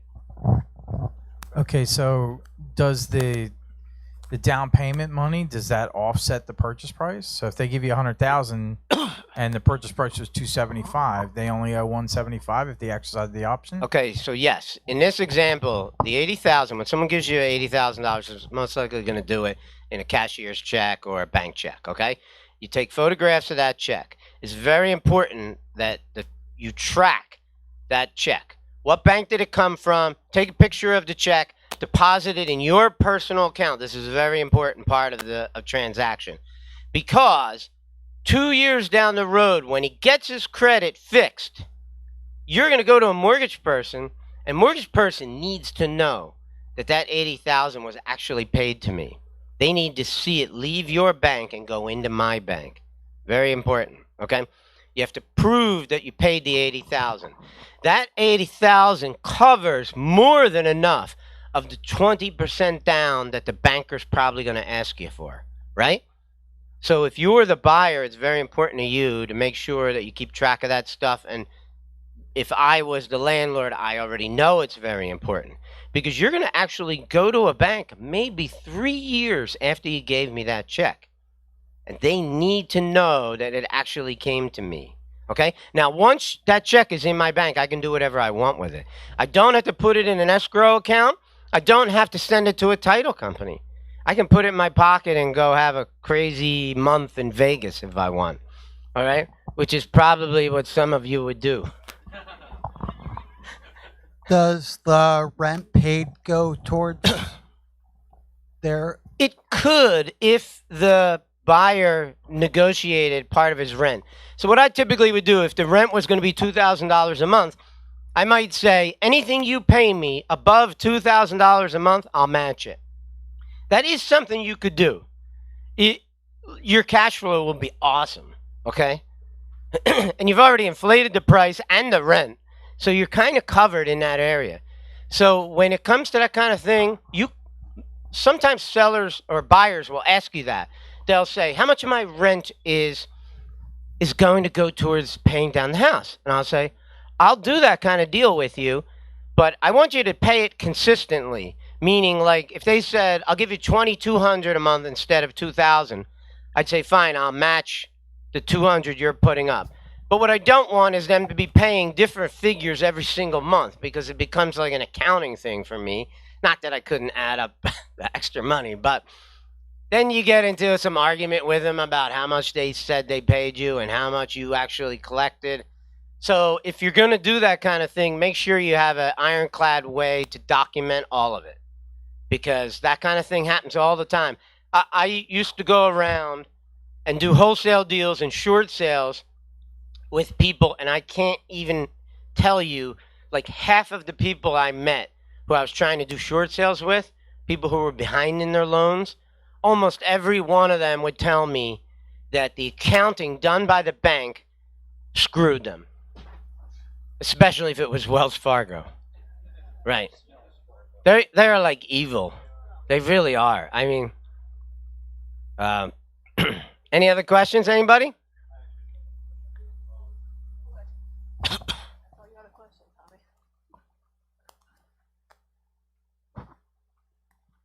So I remember how you mentioned NROC for those who is basically can tailor to those who have bad credit. I would just kind of wonder, what if somebody, like you said, in that situation that has $80,000 and gives a good down payment but has good credit, would there be anything different? Or if they have good credit and they have a job and they have cash, they don't need to do this kind of thing. They could walk into a bank and probably get a loan. So that's why I'm just telling you from my experience. I know that the people who go to these things, who flock to these kind of things, that's usually the kind of people that they are. They're good people. I'm not saying there's anything wrong with them. They just got bad credit. Something happened to them. Many times it's a great story, like Paige's story. The guy got sick. What's he going to do? He couldn't work anymore. He couldn't work for a couple of years. All right? If that story is true, it's a good story. You know? It's a good story. Yeah, you know. You never really know. You can't look into somebody's heart and figure out if they're lying, but it's just life. So This is a great way to sell your house. It's hardly any risk to you.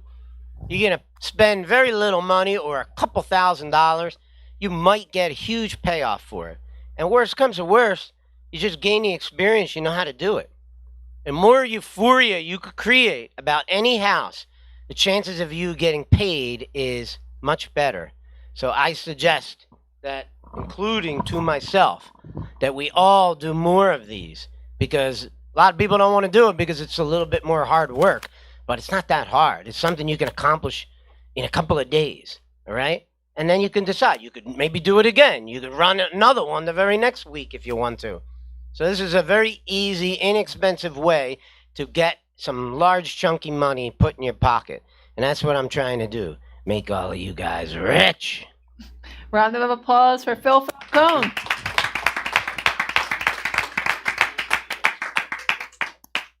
Thank you, Phil. Okay, just one final reminder. Everybody is invited to the event this weekend, yourpieceofthegoodlife.com. Use the coupon code Thursday or Monday. It's going to be a phenomenal event. Also, Julian and John, you're invited to the Monday Night Mastermind. It's a different format. We're going to help you move forward faster in your goals.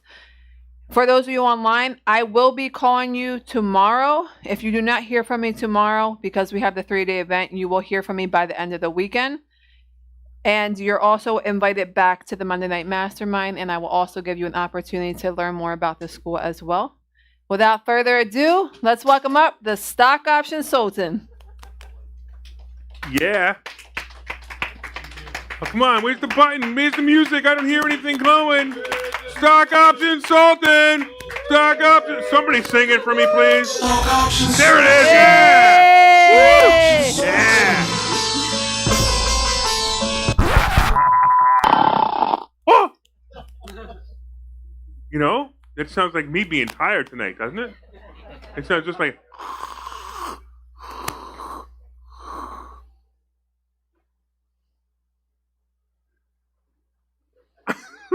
Look at this guy. Wait, come here. Check this guy out. I'm gonna sit down with him because he just seems like he just doesn't want to be bothered. Oh, I dropped my mic. Yeah, he got really close to me. Does it seem a little weird? All right, cool. All right, you guys ready? All right. You guys psyched? Oh yeah. What's the matter with you? You've been here week after week. You never seen this before. Man. Jeez. Did you come here for stock options? Yeah. And you were pretty bored for the last 2 hours, weren't you?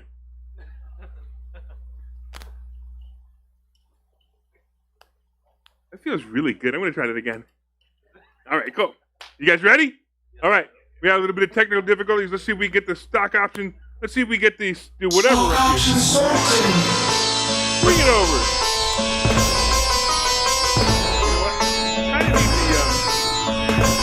CNBC. All right, there it is. So, look at that. The Dow futures, how excited. They're up a whole $5. 5 points, I mean, right? Ooh, the NASDAQ is getting killed. Anybody know why? Anybody see what happened today? It's with Snap. Were you in it?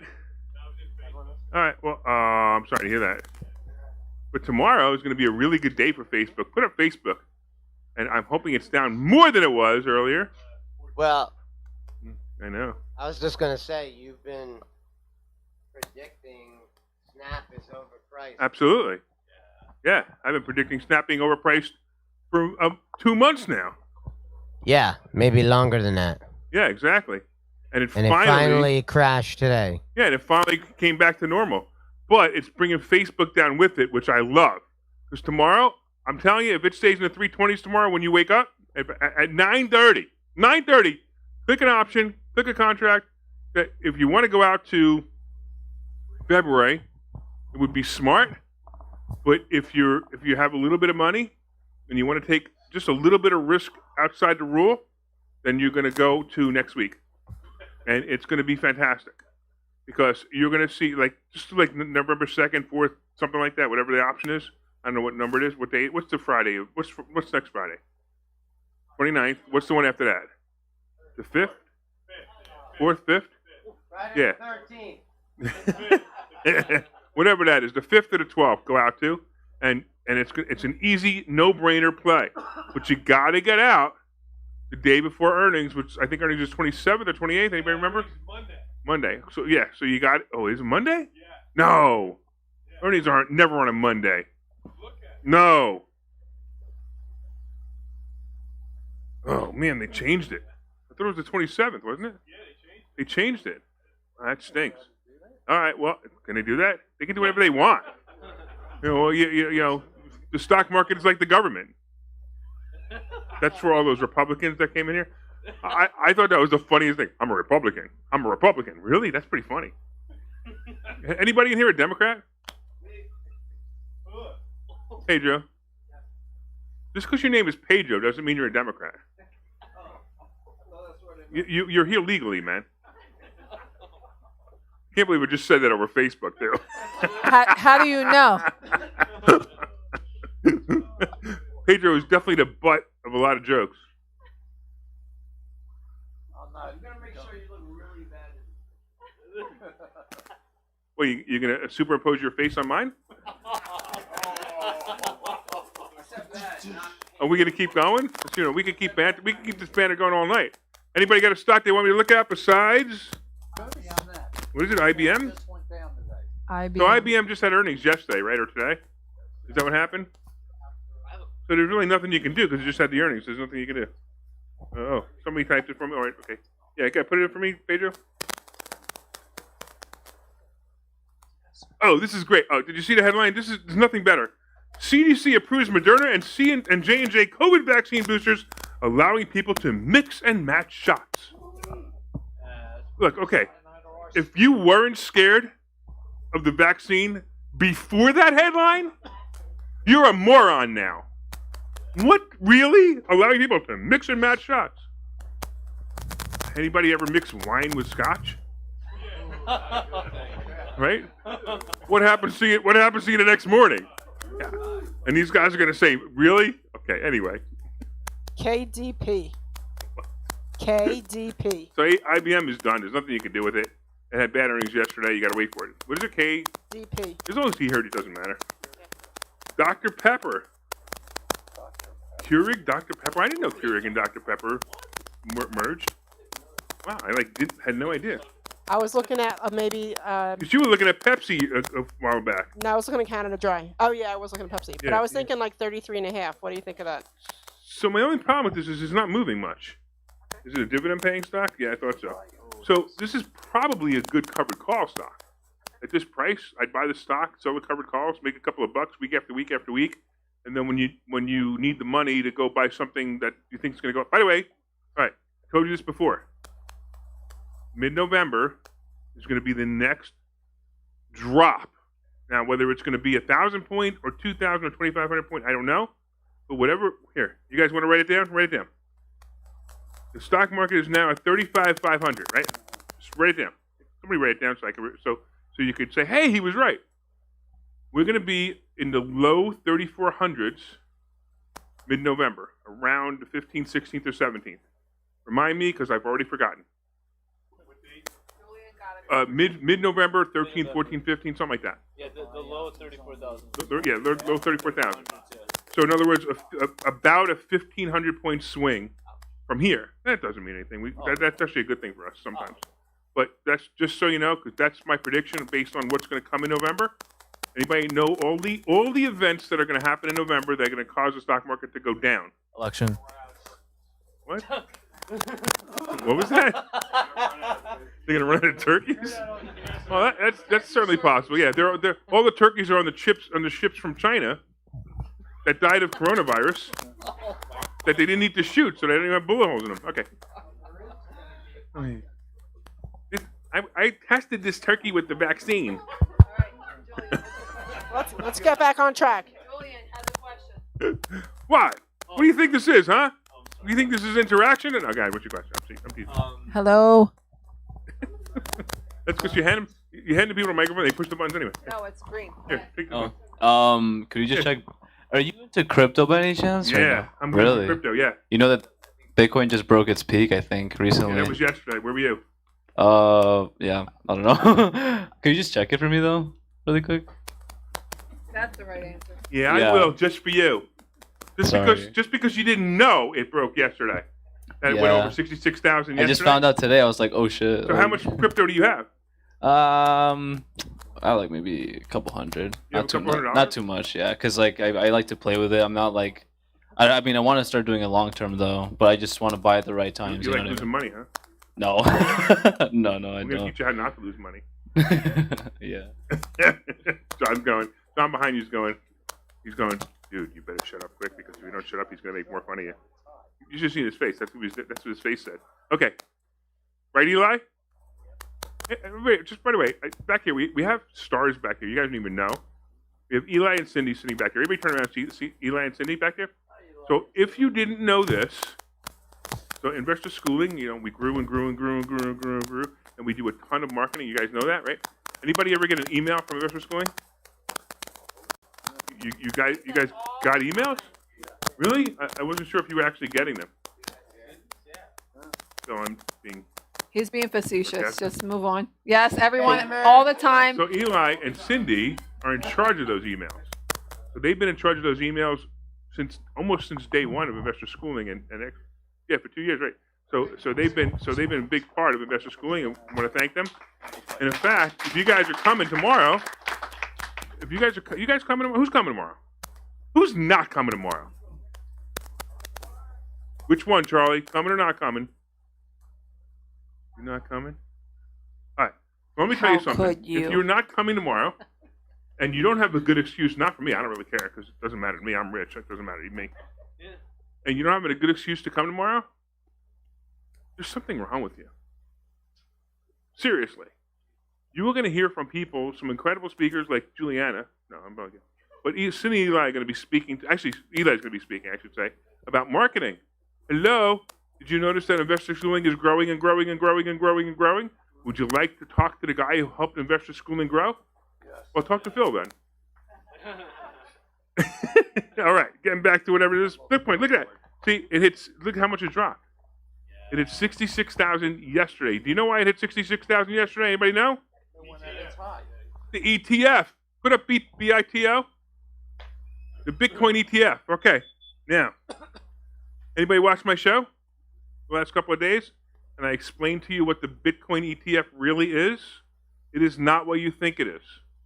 And the first thing you think it is, it's an investment in Bitcoin, right?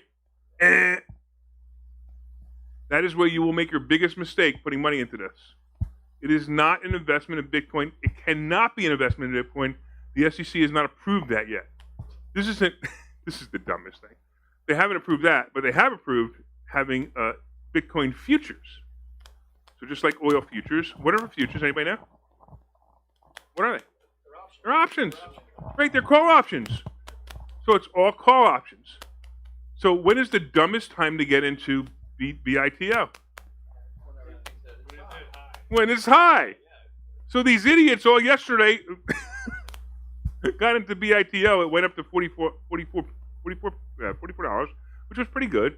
And Bitcoin shot up to 66,000. The dumbasses are working it backwards at the moment. Because how many people do you think that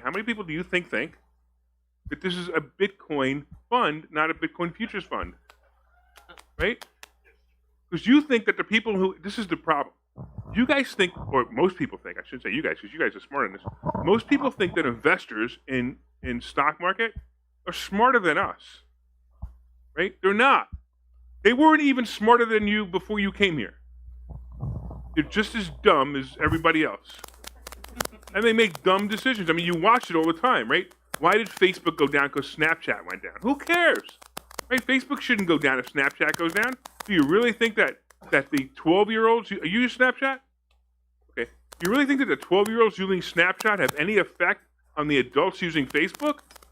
I should really say the 12-year-olds not using Snapchat anymore have any effect. No, it doesn't. It's stupid. These dumbasses sold it off. It's okay with me because tomorrow's just a buying opportunity for me. And I've been waiting for it. I couldn't wait. It was great. But I just hope it stays down long enough because by tomorrow afternoon, Facebook is going to recover more than half. Going to recover more than half of what it'll open up at. Watch. It's gonna be. It literally could be a perfect daily play. Oh, all right. All right. What else you guys want to look at? Anything else? Ethereum. Wow, come on. The same thing. It's the same thing. But if you want to look at it, we'll look at it. So Ethereum is a 41. No big deal.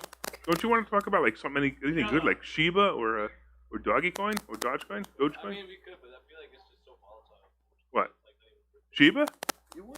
Shiba's great, man. It's up 3 times since I bought it. It ain't going back down. No, yeah, obviously we got it at the right time, but I also feel like this was bought really high, like you can also like boost that. Wait, hold on. All right, wait. Yeah. If you're gonna keep talking, you either got to talk with a microphone or let somebody else talk. All right, what do you got? No, that. It's on. It's on. No, I'm just saying that like if you buy at a certain time, you know, like if you buy too high and then it just drops, you know, like you just lose all that money.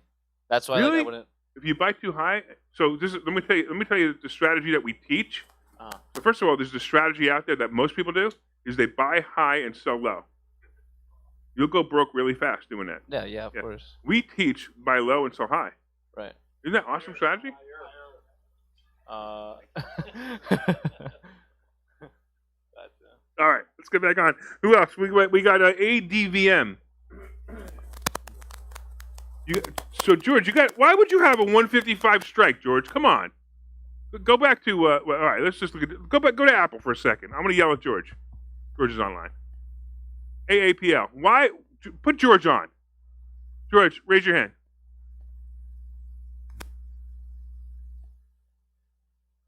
George, you there? George, you there? Yep, I'm there. Or is it John? It's John. Yeah, I figured it'd be John. Yeah, okay, John. I'm gonna ask you a question. Why would you have a 155 strike on Apple? I want to have a 155 strike as a put on Apple. And what? As a put. A put. Now you have a 155 strike as a put? I'm thinking that after the earnings, which is Tuesday, I guess on the 26th, I'm thinking it's going to go down. Yeah, you know what? If you would have put a gun to my head and say which you have to choose one, I would say you're probably right. But this is such a bad play for so many reasons. I don't know why you would have done it. I'm just thinking. Let me ask the Sultan what he's thinking, and I got the answer already. All right. Okay. Well, good luck with that. Too bad you didn't do that on Facebook. That would have been a much better play. I probably. That's right. All right, cut them off. They're making too much noise for me. Hey, by the way, you guys coming tomorrow? You're not coming? All right, that's fine. All right, what else we got here? Netflix. Netflix was weird. Netflix. What's up with Netflix, right? We have great earnings. We have great and then they get a downgrade. I mean, come on, really? From the Germans. From the Germans? Yes, Deutsche Bank. Oh, Deutsche. Yeah. That's true. Yeah. Yeah. Well, it bounced back up, so that's fine. So again, Netflix to me has been an anomaly since I started investing in it many years ago. I can't do it. I mean, first of all, the price is too high. If they do a 4-for-1 split, All right. that would be great. And I could probably think about it again, but I just can't at this price. It's just there's nothing here. How about Kellogg, Larry, or something? Somebody who brought up Kellogg's? Was that brought up yet the other day? Okay, yeah, sure. And when are we talking about it? As a covered call? Oh, is it stock? Okay. Oh yeah, I see why. Okay. Oh, I like it. Who bought it? You buy it? Great. What'd you get? 60 same. strike. Yeah. Okay. Yeah, actually, but I went out two earnings That's because fantastic. Kellogg has a tendency to go after earnings. They go Okay, up. okay, Even it's weird. fine. So I bought 2 earnings Yeah, that's great. for $3. How did you not? Or 4, whatever it was, 354. And who? What else? CCL. I do have a question about that. CCL. Can I ask you a Which one? question? CCL or Kellogg? No, I bought Kellogg the other day. Right. It went up 50 cents the next day, but I lost money. Can the time value change like that? Like, So there's 2 things that could have happened. The time value could have, but it's not going to be much because you went out pretty far, right? yeah, with 2 earnings. First of all, you got to remember it went down 50 cents, and your No, it went up 50 cents. it went up 50 cents, but the option went down. But Okay. yeah. So there might not have been anybody interested in it, didn't make a bid on it, and that happens because remember that the price that they're showing your account at is the mark. Right. So if it was, I don't know, let's say it was $3 and $5, that would be $4, right? Would be the mark, which also isn't accurate, right? Because somebody's asking 5 and somebody's bidding 3, nothing's going to happen. It's not going to be bought. But if this guy lowers this to $4.50, now the mark goes down, and that's why. That's what I figured because even when I bought it, it took hours for it to fill because there was no interest in it. Well, be careful if you're buying stock options without interest. Right. Just be careful because you can't sell them. Right. For the same reason. But if this acts the way it's acted the last probably. 3 earnings, Yeah, it's probably. going to go up after earnings anyway, Right. which means it should sell for the next earnings. Right. So All right, you guys ready? $20 strike price, or is it $22? What was the one? $25 strike price on Carnival in February is $1.80. Right? 25. Now it's out of the money. We don't normally do that, but there is no reason why Carnival shouldn't be at 30 now. The only thing is just a little bit of fear because now which variant is coming up now? I can't remember. Delta Plus. No. First is the D. So first the D, there has to be E because DEM would be Delta the next Plus. one. I heard it today. Dave, It's in the UK. Dave, let me go through it again. D would be this one. E would be the next one, and M would be the next one. You got the next one yet? I get it, but it's O. Delta Plus. Right. There you go. So that's the problem. Okay. So eventually they're going to run out of letters, and we might actually get this to come back. I mean, February, it's getting closer, which is driving me nuts. It's getting closer, but let's see. And there was also, you got to remember that it hit 30.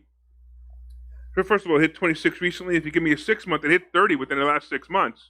Within the 6 months, it hit 30. It's highly likely it's going back there again by February. Highly likely. So I like this play. It's not a normal play for us. But if you look at anybody know what the $20 strike was? Because that was also cheap. And also the AAL was cheap too at the $20 strike. It was too. like 4 something. Yeah, they're cheap numbers. So I would look at these. I'm surprised that the options are so low. So these are definitely both good play. AAL, CCL, I'm still over them. RCL, if it drops to 72, if it does, that is an awesome call. So if the stock goes to 72, just whatever you want, even if you got a 75 strike, you'd be fine. Again, but I would try to be in the money, but that's also a great play. All right, what else we got here? Who else? Anything else? Anybody got one in here? Microsoft? Yeah, we can look at that. Microsoft, sure. You want to look at Disney? Is that what? Oh, who was in Pinterest this week? Pinterest. My freaking out price was 55. So I sold it freaking 1 day too early. I made 40%. You never go Damn broke it. taking a profit. Damn it! I only made 40%. I only made In 30. 3 days. I only made 30, but I'm happy with the 30%. And what did you guys make? The What percentage did you make? she's up 2,000. You made $2,000, but I wondering what percentage you make. 'Cause I know you was killed it. I was in the red the entire time until that day. Until that then day, I yeah. went up 40% that That's same incredible. That's incredible. That was just that was great. And you ready? Who watched my show? What did I say about PayPal buying Pinterest? I don't think it's true. I don't think it's true. No, it does matter. Why does it matter? Where's Pinterest going now? Did you buy the put? No, because you said I don't think so. You should wait. I'm not happy about it either, but if it happens, it's gonna go. I just told you to be cautious with it. That's all. But I'll tell you, watch Pinterest. Go put Pinterest up. I say Pinterest will be at 48 Pinterest within 2 weeks. 48 within 2 weeks. So what? It's at the same price it was. But look at this, right? Pinterest dropped also because of Snap. I'll tell you something else. If it goes, it might be a good play at 55 as a call, but 48, jump all over it. What about Pinterest? What about what? What do you say? Anyway, Pinterest, like Realtor. Pinterest. I thought we were looking at Pinterest. Pinterest. What happened to Pinterest? What's the Now- ticker for that one?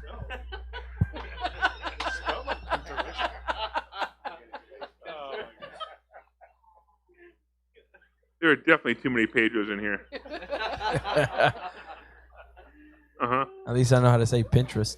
It's Okay, so what did you- Pinterest. You said buy it at when? Pinterest. I'm buying a put tomorrow. Read it again. Pinterest.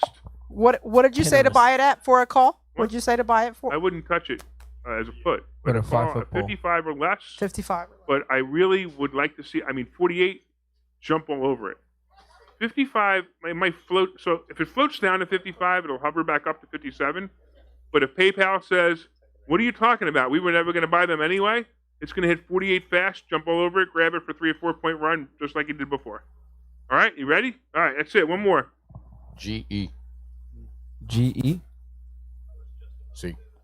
Does Hat consider? I don't know G? what Jose means. Does Hat consider me a Pedro? Jose Rios? Because everybody used to call him Pedro. Is that why? I don't know. All right, General Electric. I told you this, right? What did I say? 80, right? I said 80. This is going to 80. Just wait. Just wait. It's going to 80.